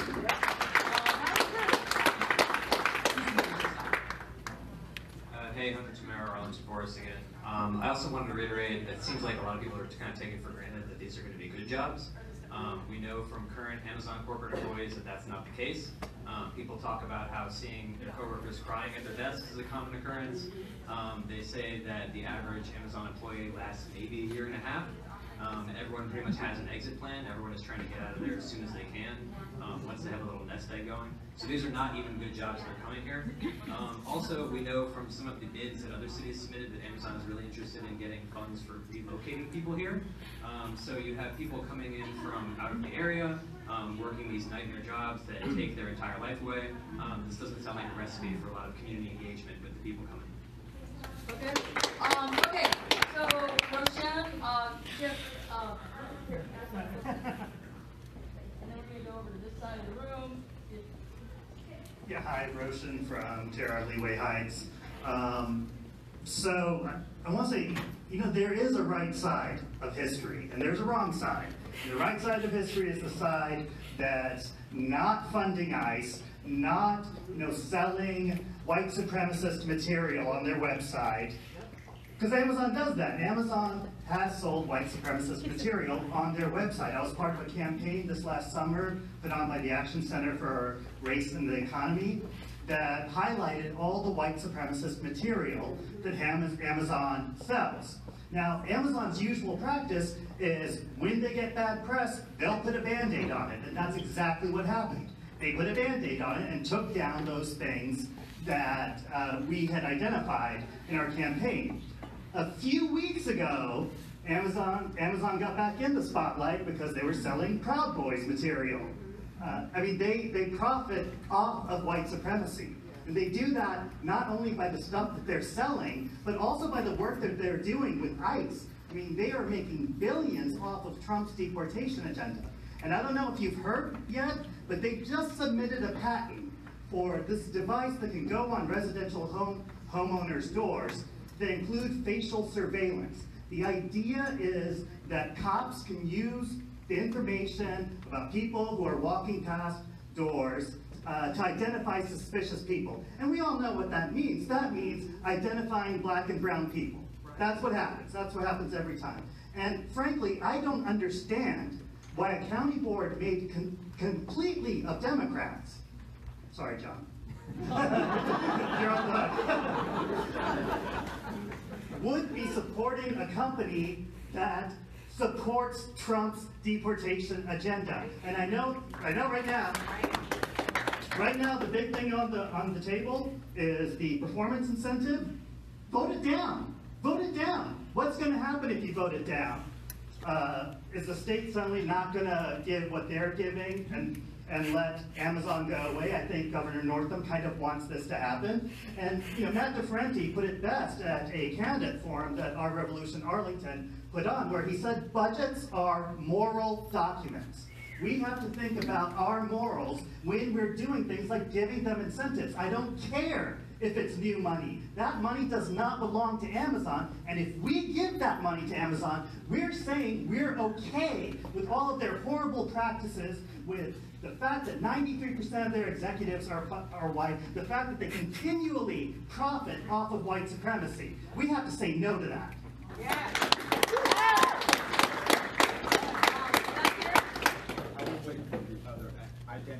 Okay, so we're going to get to Arlington's identity in just a minute. Just this last comment on business practice jobs. On things we haven't talked about yet. No, I do want to reiterate that Amazon engages in racist hiring practices and that their executives do not represent the people who live in our neighborhoods, and that's not acceptable. Okay, thank you for your comments. Thank you. Jim, we'll get to you, I promise. Go ahead. Yes, Jen. And then somebody. Louis Sandors, again, Aurora Hills resident. I just want to speak in support of the county negotiating strong on any and all of these aspects. You have what they want, and remember that, and negotiate with a strong position. And yes, as the gentleman said, don't hesitate to stand firm and vote things down, and just say, stand by, waiting for you guys to come back. And they will come back because they've invested a huge amount in the planning to get here already. And I know that this has fallen on the county board's laps. This is the big leagues now, and so I know you've got a big challenge in what you're going to be working with, but negotiate strong. Thank you for that. Over here, and then Jim, and then one last comment on this topic. I support the unions. I'm a former union member myself on the construction of these buildings. The county several years ago did report that for every new office building put up, or every office building in Arlington, roughly 60 people work there who receive essentially minimum wage, okay? So I figure Amazon will put up 20, 30 buildings, and each of them are gonna have people who are working in maintenance, cleaning, parking lot attendants. These are essentially minimum wage. We also have a living wage ordinance in the county that a number of us worked on. It's been 15 years. And the living wage right now is $15 an hour. And we make sure that all of our school employees, county employees, and contractors in public buildings receive $15 an hour. I would like to see that everybody who works in one of those Amazon buildings gets at least a living wage. And we're talking the cleaning staff, etc. And you concentrate on the people, well, they're going to make $150,000. But there'll be lots of people, as was pointed out, who won't be making that kind of money. So I would like to see the county extend the living wage ordinance to cover any of these new buildings that are built with county subsidies. Thank you. Thank you. So what I would like to see as soon as possible is the memorandum of understanding between the state, the county, and Amazon, a written copy available publicly online to anyone, and also any and all subsequent agreements made between the state and the county and Amazon. And I was at the SynFed meeting. I heard the county manager. I'm sorry. I heard Mr. Hoskins, his counterpart in the state economic development, said, we talked to Amazon about this. We talked to Amazon about that. We haven't decided this. We haven't decided that. Okay, where are we with these guys? You know, we're talking about some pretty heavy-duty corporate pirates. Heavy-duty corporate pirates. You know, and we have one in the White House now. Okay. I mean, this is where these guys are coming from. This is not like when IBM, when I was a kid in New York, when IBM got going and the Watsons said, you know, we're going to create all these great jobs, and they did. And when the Wilsons got Xerox going, we're going to create all these great jobs, and everybody is going to have really good jobs. We're going to pay people well, and because these people lived in the communities where their corporations began.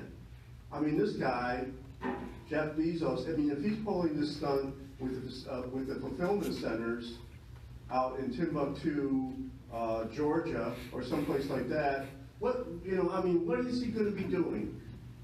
The other point I want to make is if you go to Bloomberg News today, if you go to the Wall Street Journal today online, retail in Europe is a shambles, both online and brick and mortar. The shares are plummeting of those online and brick and mortar retail companies. What is going to happen if they have a couple bad years in Amazon? Is Arlington going to get thrown under the bus? Where they can move any place they want, just like the feds move any place they want. So what are our assurances here that this is going to be something that is long-term and is going to be in the benefit of this incredible diverse population we have? And looking at Mr. Dorsey, I'm saying, Ms. Crystal, I'm saying, you guys are progressives. You're progressives, right? Okay? You're progressives. You're progressive Democrats. Start acting like progressive Democrats with these characters from Amazon. Thank you. Okay, very good.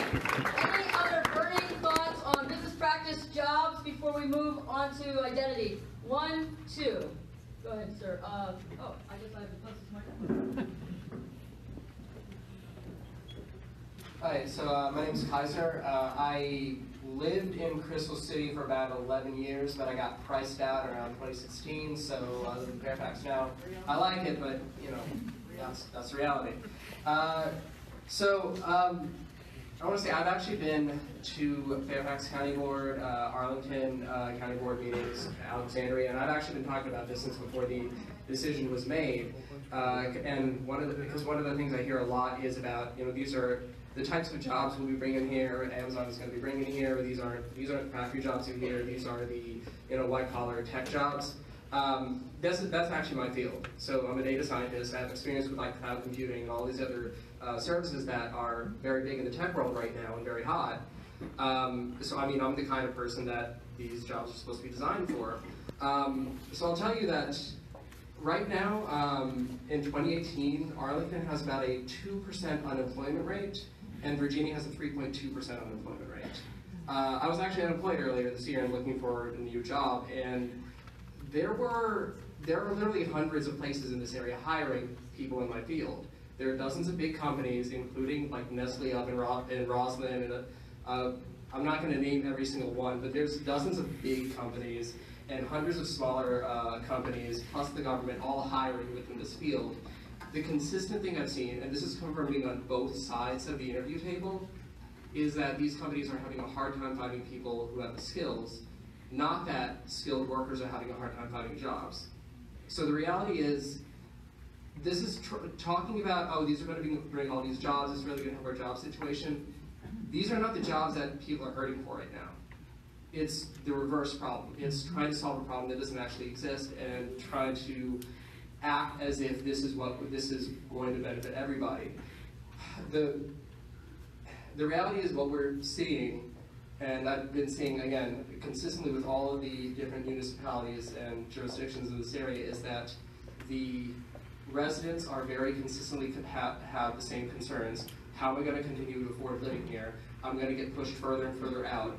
I've been hearing people in our land area, just across the other side of Glebe Road in Alexandria, who have to deal with the decisions that are being made up here, that how are we going to continue to live here when all the priorities on trying to find employment for people who are already, speak for myself here, and people in my field, are already have a lot of employment opportunities as it is.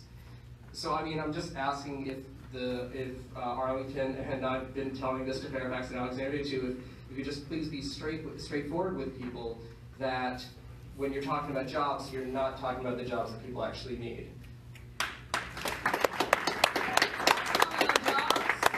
Jobs? Okay. Yeah, that would be, I was asked Christina or Victor, Tech Pipeline. Here, Yeah. let me give it my. So as part of the state's investment, as a result of Amazon selecting Virginia and Arlington, the state is going to be investing more than $1 billion into the talent tech pipeline. That is across all phases, I guess, of education. So it's K through 12. It is community college, bachelor's degrees, master's degrees, and internships. They are estimating that this will increase the number of graduate degrees and bachelor's degrees and internships over the next 20 years by 25,000 to 35,000 more degrees. This, the state is working with, and this includes the Virginia Tech Innovation Campus, as well as the inputs that they're working at George Mason in terms of computer science and related education in STEM-related fields. Yeah, thank you for clarifying that, and thank you so much for the comment, because I think that is actually very, very astute to observe where are the jobs and what are we doing to train people to be in those jobs. And I just want to say to you, so to let everybody rest assured here, once you get those degrees from Virginia Tech, you don't have to work for Amazon. You can go work for anybody. We have another job-related question. Last job-related question. We have 4 more topics. Hi, my name is Edward Camacho. I recently just left Apple as a technician. I got offered several jobs, opportunity to work for Amazon down in Dumfries as a database collector. So I am now a realtor. I also own 2 restaurants, one in Delray and one in Old Town Alexandria.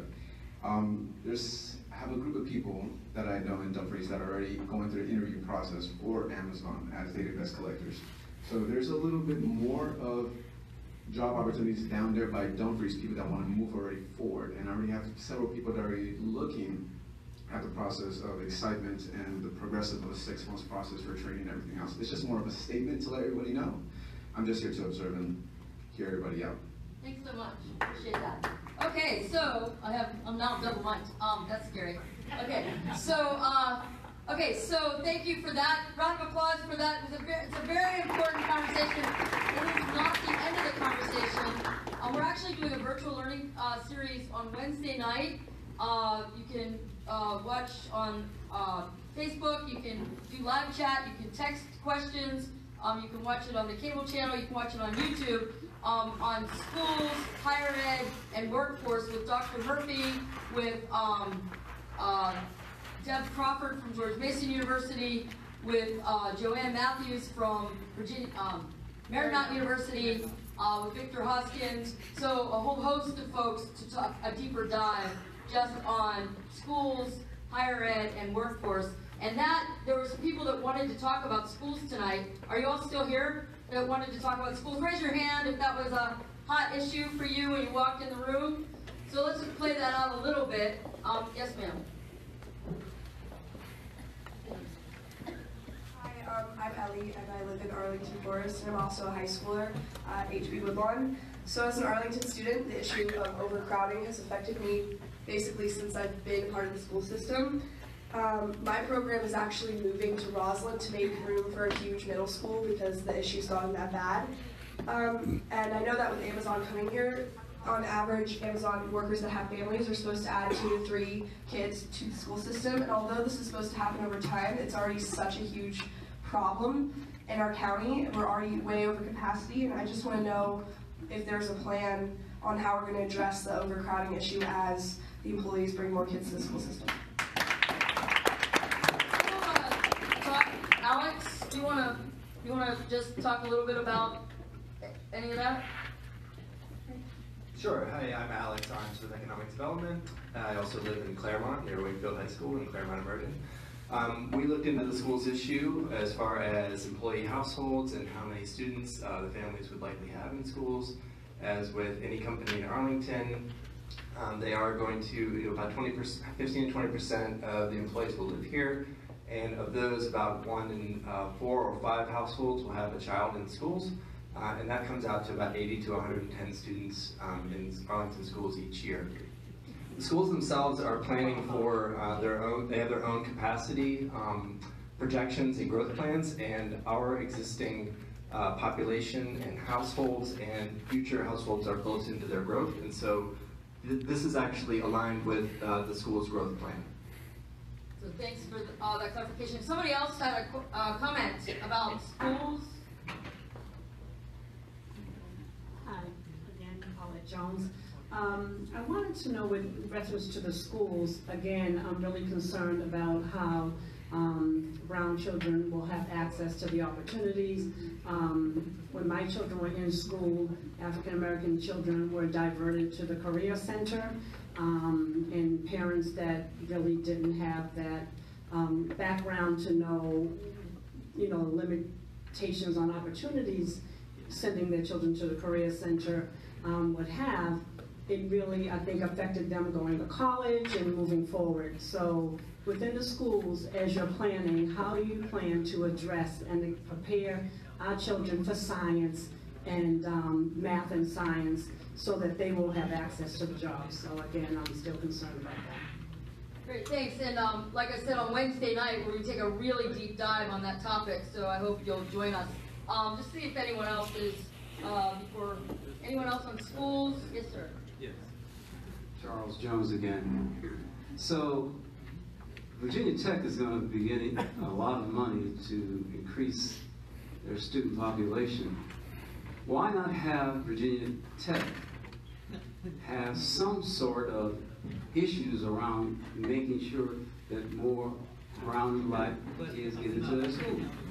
Now, I know there are constitutional rules and regulations and things of that nature, but if we sat down with them, and because they are getting new money, we ought to be able to do some new things to get people to have education. Thank you. And Christine, there are some diversity pieces as part of the tech pipeline. So part of the process related to the state's investment is it's called SHEV, and I forget what the S is stand for, but the Council of Higher Ed in Virginia will most likely be the guiding principle of how a lot of this money, not only the $375 million that goes towards Virginia Tech and George Mason, but the remaining balance that goes into K-12, as well into the Tech Talent Investment Fund, which is available to all Virginia universities, and is not just for Amazon, it is for all companies. Is this SHEV will be this guiding that will help lay out the criteria for the universities to actually apply for this money in terms of increasing enrollment across all incomes and diversity, help with faculty recruitment, and capacity and capital investment. And so this SHEV is going to be helping to lay out those guidelines, but this will happen over the next 6 months, and they haven't gotten to that yet in terms of how the universities will do it. But I will tell you that diversity and inclusion is a strong theme, and right from the beginning of this whole Amazon process, that was a common theme that ran through everything that the whole group worked with the state partners and our partners in Alexandria to ensure that there were going to be guidelines that would help increase the enrollment and diversity and minorities. I've seen guidelines before. I've seen how those guidelines are skirted. So let me ask you this. Can you put me in touch with the people who are making these guidelines so that I can be oversight? Absolutely. When we get to that, when that group actually gets assembled and they actually figure out the process, we will post it on the Arlington Amazon website. We have your email, right? Excellent. Okay, let's see. Over, yes.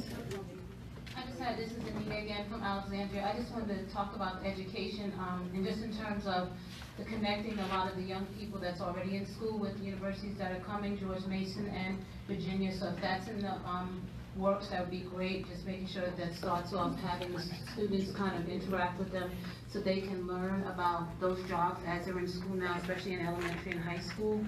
And then the next thing is also about re-educating some of the workforce that's already out there.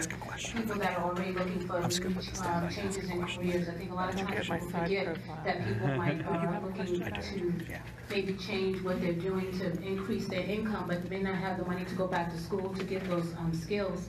So if you have something in the community that they could apply for these jobs and be like these two gentlemen in the back that are in high demand, you know, you have to start changing your skill set too. Things change in the neighborhood, so let's find a way that we can hopefully fund that type of change and have that available for people in the community so they can go back and learn coding and become data analysts and things of that nature too, because that happens. People go to school and they have went for for-profit schools, and then you wind up not having a job. But if they have an opportunity to go back, and a lot of times those stuff for coding doesn't take 4 or 5 years. Sometimes it just takes a couple of months.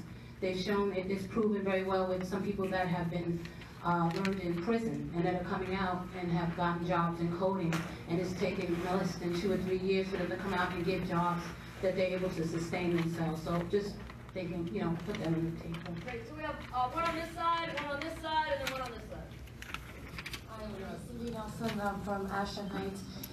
Based on what you said, statistics show, or what you're saying is that the group that's coming here, 25,000 jobs, 1 in 4 will have a child. So you're looking at over 6,500 kids coming into the school system. Who's going to be paying for these children coming into the school system? We're going to have buses, teachers, facilities that are going to need to be paid for. Are we going to have an increase in county taxes or property taxes to support these children coming in?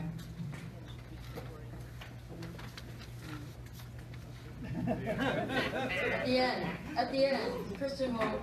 It's supposed to be a listing, so. He's listening. Okay, here we go. Hi, I'm Alex Howell. I live in Alexandria in the Rosemont neighborhood. I think one thing I wanted to touch on, especially some other folks have been saying, is the thing to emphasize is that this education funding is focused on creating a tech pipeline for Amazon. All this money is for creating these programs. It's for doing the campus It's creating for Virginia Tech and for George Mason, and the biggest amount of money is for creating more bachelor's degrees and tech degrees, and then the things that's going to the K through 12 is $50 million. That's it. And none of this is capital funding for improving the conditions of schools in Arlington. The same issue is in Alexandria and other parts of the state.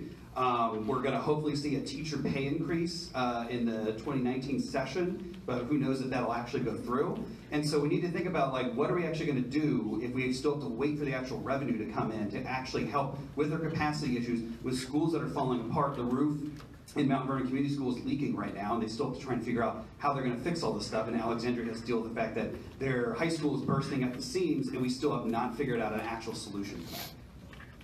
Thank you. Yeah. Yes, ma'am. And then we're gonna. We have 3 more topics in about 15 minutes. So, yep, we're gonna get kicked out of the room at some point. Okay. Karen Wolf again. I just wanted to name that while I'm in the tech field, I am incredibly supportive of increasing diversity of racial minorities in pipelines, marginalized communities, in tech pipelines. I'm a little baffled by the idea that increasing the number of black and brown people who get to work for a company that's putting black and brown people in cages is somehow improving the racial situation in the U.S. That's nonsense. That doesn't mean there shouldn't be increased pipeline of black and brown people into high-paying tech jobs. Right. But, and I just wanted to name how that works because I think people are sometimes confused. Amazon, when we talk about big data, surveillance, etc., it takes an inordinate amount of computing power. Those server farms, all that computing power is owned by Amazon. Amazon runs the surveillance equipment, the software and the analysis and the huge storage needs of ICE, of police, of border control. Also, by the way, of Netflix. Interesting. So I just wanted to explain that and also name that the race issue that we're facing is not just about adding more black and brown people and stirring. It's about dismantling these systems that are caging people. Thank you. So this gentleman over here has been waiting to talk about Arlington's identity, and I don't want to give up that opportunity. So introduce yourself there. I'm John Craig. I live in Clarendon. I wanted to address the issue that, as we all know, wildfires are raging in California and the Rockies, and we have monstrous storms coming up the south where I'm from. The police chief in Houston called it biblical floods, and the biosphere is crashing. And in 10 years, we face perhaps the end of civilization as we know it. Our top scientists are saying that's as shocking, but I think we need to think a lot about it. The first people to starve, maybe tens of millions of poor people, people of color, we pretty much know that. Of course, as Arlingtonians, we've got to take care of our own problems. But I think the identity change we might need is to shift strongly towards seeing how we can lead the world out of these crisis situations because it's coming really fast. Let me make 2 specific recommendations on that. We have, for example, here Ashoka, which many of you may know, and George Mason University's Arlington campus has a lot of the Center for Social Entrepreneurship. This may seem like a small thing, but in fact, they know what they're doing. These are top scholars in that field. It's social benefit entrepreneurship. And that harnesses the power of entrepreneurship, not for greed, but for social benefit. I'm afraid of Amazon for 3 reasons, and I'll end with that. 1, they are monopolistic, when what we need is healthy competition. 2, they are monolithic, when what we need is small, nimble startups. And finally, they are monarchical, when we need a more democratic structure and egalitarian structure, even in our for-profit companies that we're starting up. Thank you, sir. Okay, anything else on keeping the character of Arlington? Some of you wanted to talk about that at the beginning of the evening. I just want to give anyone else a chance to say what they on their mind about keeping the character of Arlington's identity. Anyone? Roshan? So, in regards to Arlington's identity, I would first want to ask, what is Arlington's identity? So, it's been over a month since this HQ2 announcement's been made. In that time, there has been no outreach to Spanish language communities. None of the listening sessions. There is Spanish language translators here tonight, which I'm very grateful for. I think Danny in La Colectiva was largely responsible for that, as he spoke to the county board. But there's been no outreach to the Spanish language communities. Everything's being done digitally. I think most of the advertising for these events are being done digitally. So no one who doesn't have a computer or internet access can participate. So essentially, these whole sessions have been focused on an English-speaking population that is on the other side of the digital divide. Because there is other people in Arlington who don't have computers or who don't have internet access. And I think that's a big problem if we're thinking about what Arlington's identity is. A lot of people on the county board said, well, I won't vote for this unless it's an overwhelming win for Arlington. But the people in Arlington who are going to be hurt the most by this have been excluded from these conversations. And I think the county board should be embarrassed by that. Okay, anything else on Arlington's identity? Any comments? Brian, after back here. Yeah, just, I mean, y'all, I think the county board knows how we feel about the lack of access and lack of outreach that's been done to the community that's going to be most impacted by this. Most disparate impact is going to be felt by people of color, by poor working people. And so it is definitely been a huge missed opportunity that the county has had, and we really hope that the county is committed to rectifying this and to disrupting the status quo of leaving people out. Right, that we really need new processes and new decision-making structures that everybody should be included. But as going to the identity and gentrification piece, I just want to share, like, whenever I first got to Arlington, to Virginia, and Arlington was the first city I lived in Virginia, first store I went to was Food Star. Where is Food Star, right? Got pushed out to Alexandria. How long is it going to last in Alexandria? We don't know. Only because you replace Food Star with the development that's called El Centro, doesn't mean that you're respecting Latinx and Hispanic people. If anything, you're being disrespectful to our people, right? Our people don't, like, just being real, unless we can afford it, we don't go to Harris Teeter, right? This county is looking past our people, and we're tired of it. We're tired of it. We're tired of politicians that are just giving us lip service, saying that they care about making sure that this county is welcoming to immigrants. Show it. Right? Show it in the practices every single day, and making sure that every single policy protects our people and prioritizes people of color and people that are going to be most impacted by this. Because believe me, if we're okay, white folks will be all right too. All right?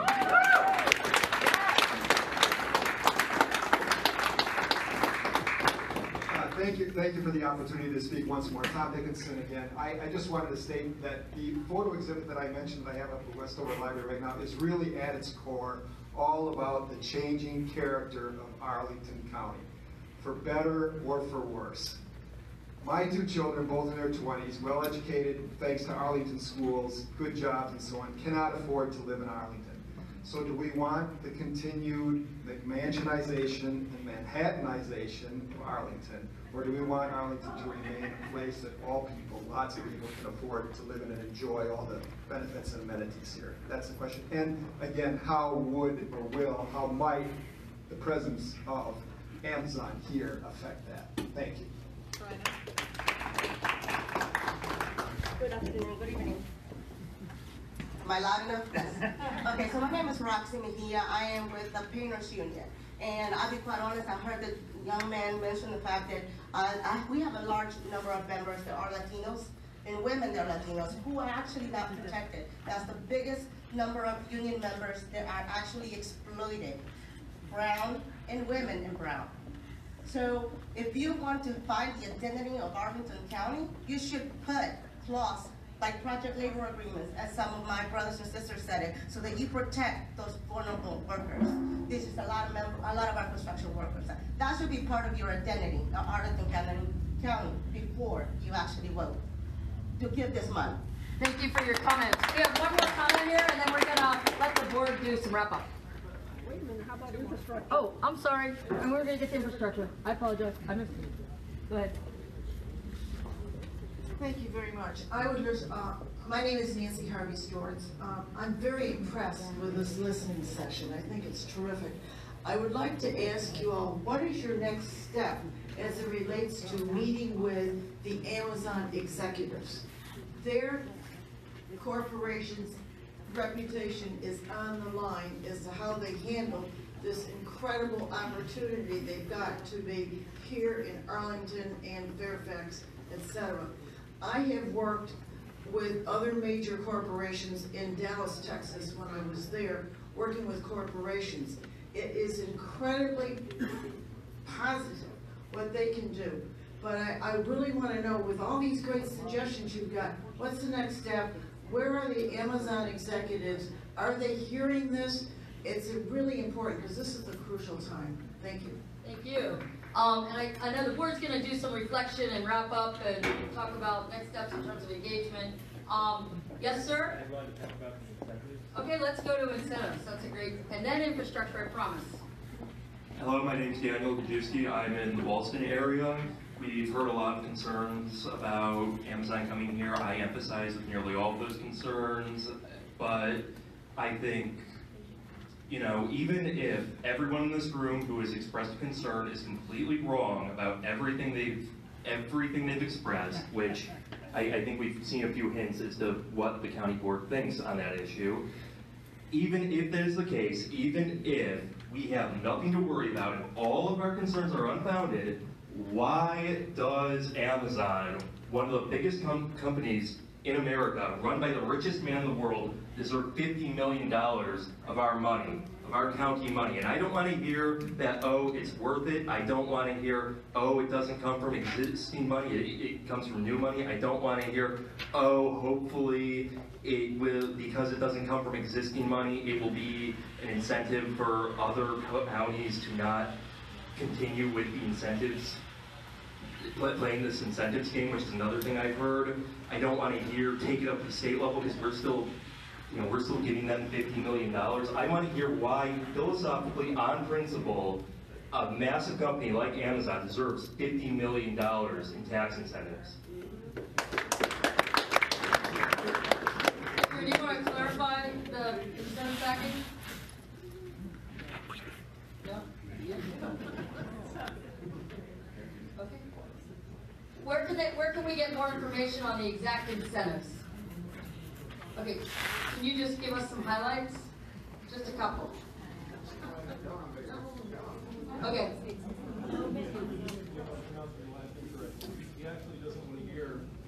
He doesn't want to hear a justification for it. He doesn't buy into it. So I'm not sure. Are you looking for us to defend? I don't think that's what you're asking for. Well, I'm asking you to vote against it.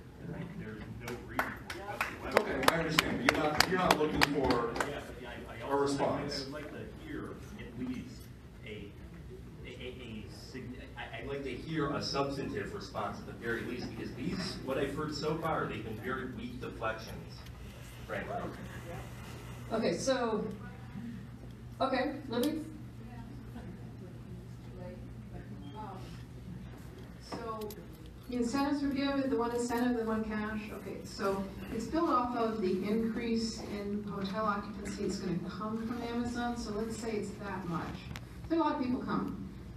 If Amazon doesn't come, we don't get that money. So Amazon's coming, we're gonna get that much money, and we decided we'd give them a piece of it. Because if they weren't coming, we wouldn't get anything. This is right near DC, it's right where they can lobby. Jeff Bezos already has a massive home here. There is no reason to think they're not going to come. So all I'm telling you is where that money is coming from and how it's part of the money that we wouldn't have if they didn't come. We don't own anything. Okay, then. Why? I'm sorry, that's the answer, that's the answer. Okay, so some clarification, so thank you for your comment. We had someone with a comment on national landing and infrastructure. Both, so national landing and then infrastructure. Hi, I'm Nancy Duncan. I'm in I'm in Aurora Highlands neighborhood. My comment is about, in a sense, first impressions. And it goes to also identity, who we are as a people. If Amazon is coming in and is going to be such a great neighbor, and we're all going to be treated fairly, etc., then why was one of the first things I heard that they're coming in and they're renaming the community? And suddenly it's national landing. And it seemed to me the message that was being given and I received, whether it was correct or not, was we're coming in, we're taking over, and you're gonna like it, period. Or you live somewhere else. I mean, that really was the message. I think we need to actions speak louder than words sometimes, and maybe we need to basically start with, hey, good neighbor Amazon, you know, like this. We're Crystal City, we're Aurora Highlands, we're Arlington Ridge, we're all these other communities. You're welcome to come in and be a good neighbor, but we're not National Landing. You can't rename.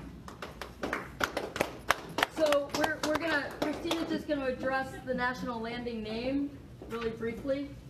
And then we're gonna go here, a question and then here, yes. Just a quick clarification, Amazon is not renaming our communities. National Landing was actually, the name was a concept that came up for the proposal or the pitch to describe the joint proposal between Arlington and Alexandria, so it crossed 2 jurisdictions and 3 separate neighborhoods, Crystal City, Pentagon City, and Potomac Yards. It was purely for economic development marketing. There is no intention of ever changing the name. Crystal City will always be Crystal City, and so forth. Arthur, is that a comment on that? Okay, so let's just go to, tell me your name. Naomi has been waiting for her comment, so then we'll go ahead. So Naomi Pena, and I live in Roslyn, and my comment on infrastructure is, I have been trying to find out whether there's been any agreement about solar energy use by Amazon. So far, I have not been able to get an answer.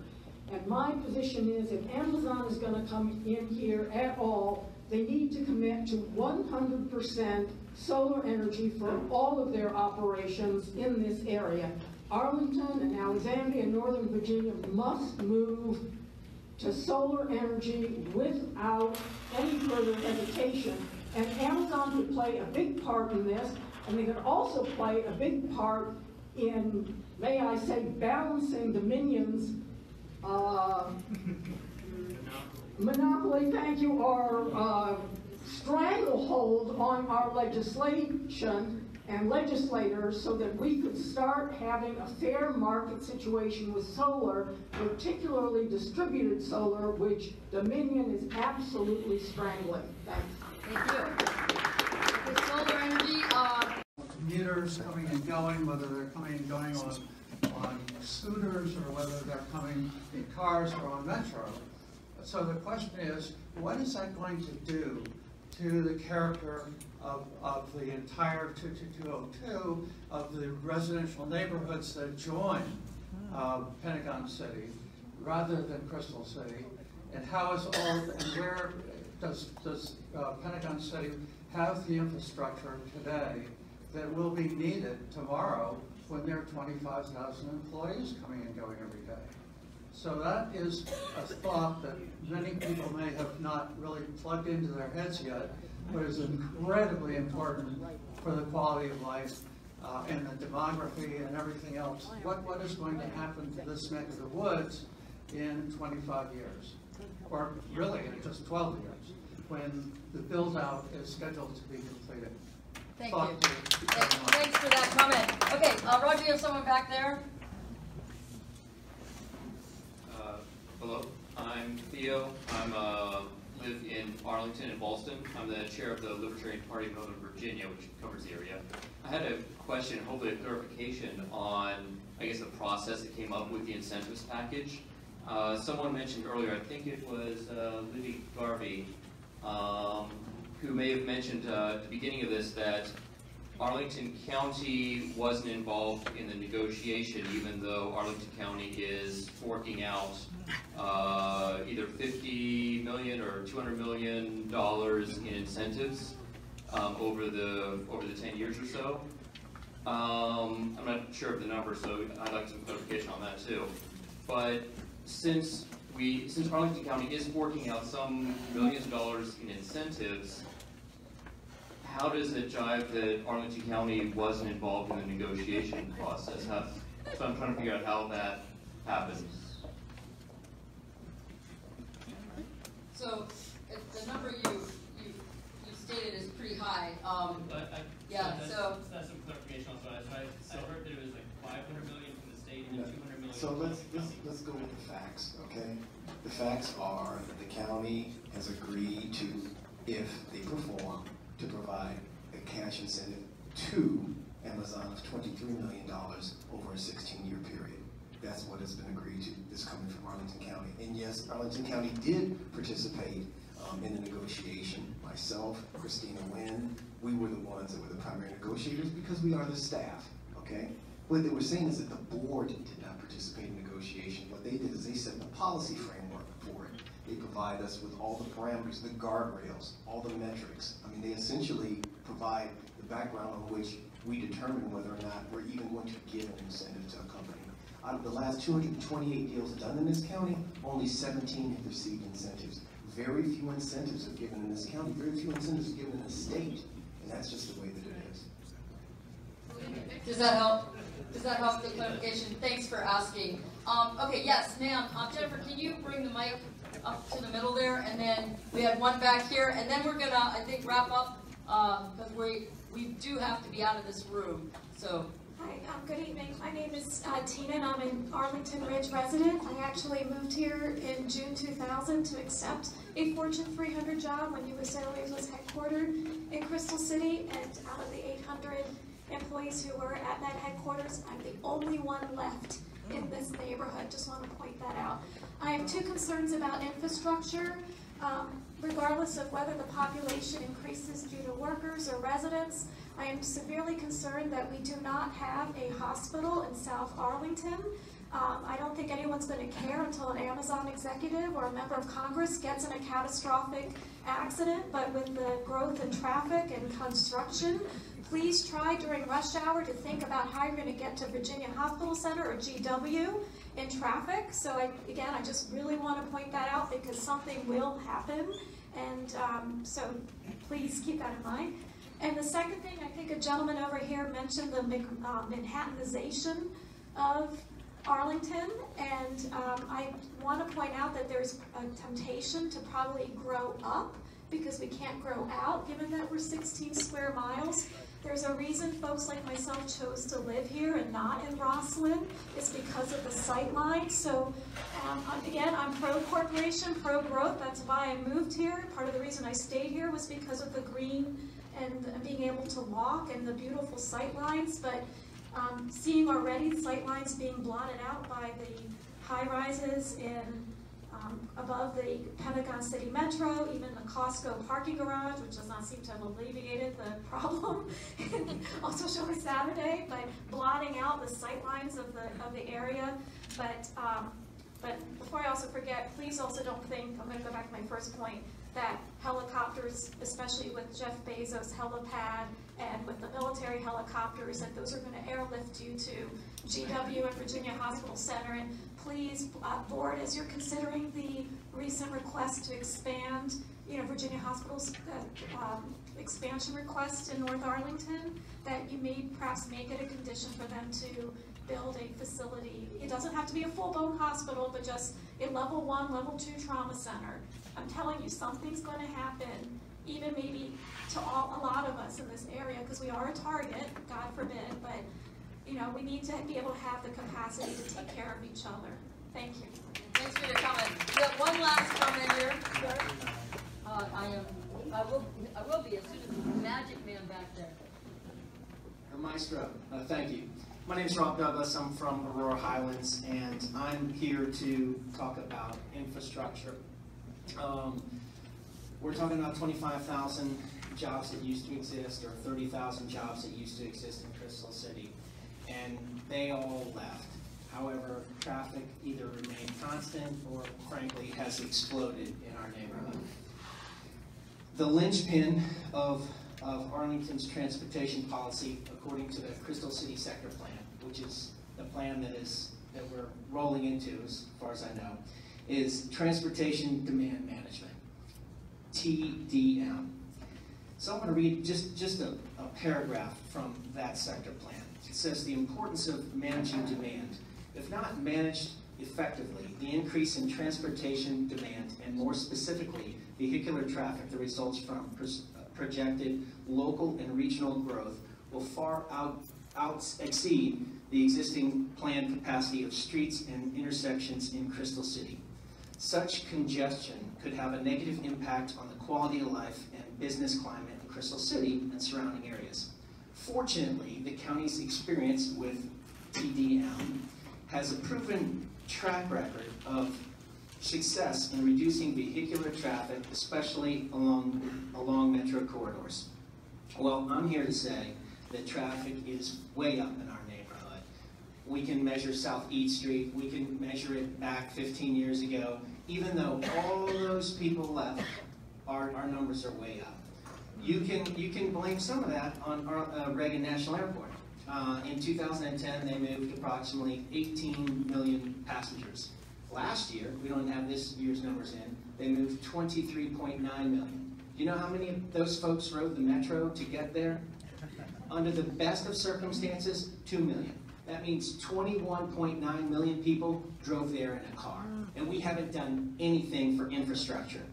It's my understanding that this transportation demand management seeks to provide more buses and more metro options and more multimodal, but people don't get to the airport that way. And that's probably why transportation and congestion has exploded in our neighborhood. That's why Fern Street is no longer a neighborhood minor street, it is a commuter thoroughway. And that's not what's in the plan, that's not what's in Arlington's street classifications, and we just need a little help so that we don't become Manhattan. We're just trying to, you know, one of the seven key points in this sector plan was to preserve the single-family neighborhoods to the west of Route 1, and we just aren't doing that. So I would encourage you guys to be honest with yourselves about the number of people that are actually riding Metro and that are driving, whether it's single passenger or not. We're reducing the ratios in these big apartment buildings and increasing density and the parking ratios rather, and all people are doing is riding Ubers. So we still have cars driving all around. There's cars everywhere. Anyway, I just hope that you guys won't stick your head in the sand and are paying a little more attention to the reality, not the dream. Well, thank you. With that, I want to give a hand to all of you. So thank you for your honesty, your open perspective, listening to each other, and sharing tonight with the board and staff. I also want to give David Wood, our sound man, a shout out in the back of the room. As I said earlier tonight, Gina and Richard have been taking copious notes on laptops and capturing everything. And Jerry and Eric, so give them a hand because they've really been at it. All those notes will go to the board for their consideration. We do have a really robust website with a lot of information. We will continue to make information available. I'm going to turn it over to Katie and her colleagues to wrap it up. So thanks, everyone.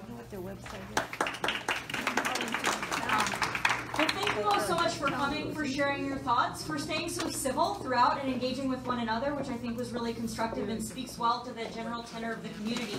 I wanted to take a moment and just reflect out a little bit on behalf of my colleagues, if they'll indulge me and if they'd like to add their own comments, a little bit of what I heard, some of the things I've taken notes on, and some of the things that I think we as county board members can take back and reflect on further. First of all, I want to honor the fact that we heard from a significant number of people in this room tonight that you would like the board to oppose Amazon generally and oppose the incentive agreement for $23 million over a 16-year period. I think it would be disingenuous to pretend we heard anything other from a number of people in the room that is clearly the message that you came to deliver. But I also want to focus on some of the takeaways for Arlington County, for the work of the board, and for our community, which frankly I think actually would be essential to our work, even if Amazon weren't coming. Some of those themes that I heard we talked a lot about transportation at the top, the concerns about equity and how people get around, move around, can access jobs, pedestrian safety, parking, the increase in single occupancy vehicles, which Rob ended with us at the end of the night. A great point was made about the need to improve the quality of Metro. If transit and public transit can help us solve these things, it is only on the back of a system that works and is reliable. We heard a lot of very good and very constructive ideas, and I want to thank people in particular for that, on housing. We have, as others have mentioned, an affordable housing master plan with targets, with goals, with a number of policy tools, and I think one of the things that I've heard overwhelmingly is that there is a need to think more extensively, less dependency on the low-income housing tax credits that finance our projects, more opportunities for creative thinking, more opportunities for housing that can be built faster, prefabricated housing and new forms. A great example about thinking about how the rents in committed affordable units needs to change as the area median incomes change. A need to renew and continue our focus on homelessness, which has in fact decreased even at a time that rents have gone up in Arlington County, but to be absolutely vigilant that that could be a pain point coming in our community without our dedicated attention. We heard some great points about the jobs pipeline, starting with elementary school kids up through high school, through the secondary programs that may be coming in and hiring, and the essential need to focus on equity and inclusion of students, young people, and adults of color throughout, and more dedicated outreach to communities of color. We hear you loud and clear about the access that people have or don't have to the forms of communication that this county is using, and that there are significant areas for improvement. I think I heard a lot of comments about ensuring that we use any revenues that will be coming from Amazon to benefit the current population, on affordable housing, on schools, on managing property tax growth for those who currently own their homes. And I heard some great points about raising incomes for our working class neighbors through project labor agreements and through other dedicated outreach efforts and through policy change, like, for example, a living wage. And I appreciate John's comments, as well as his advocacy and work to that effect. We have a lot of work ahead, and I would reiterate, actually, I think that these all need to be priorities for us, even without Amazon coming, but it's brought renewed attention. And I really, again, just tremendously appreciate the spirit of constructive engagement that so many people have brought to us this evening. There will be many more opportunities for people to learn, although I am feeling the point acutely that we need to make sure not all of those opportunities are communicated only digitally, that we need to be reaching out to people about further opportunities to not only talk and elevate their voices, but to get more answers to their questions. In the meantime, digital is what we've got, so I'd encourage you to visit arlingtonva.us/Amazon, where you can hear and read for yourself and see a lot of the statistics that were bandied about or discussed tonight, as well as see access to more of the plans and policies that we believe will help give us some of, if not all of, the tools to address the very concerns you've raised tonight. Thank you again very much for engaging with one another and for sharing your thoughts with my colleagues and with me.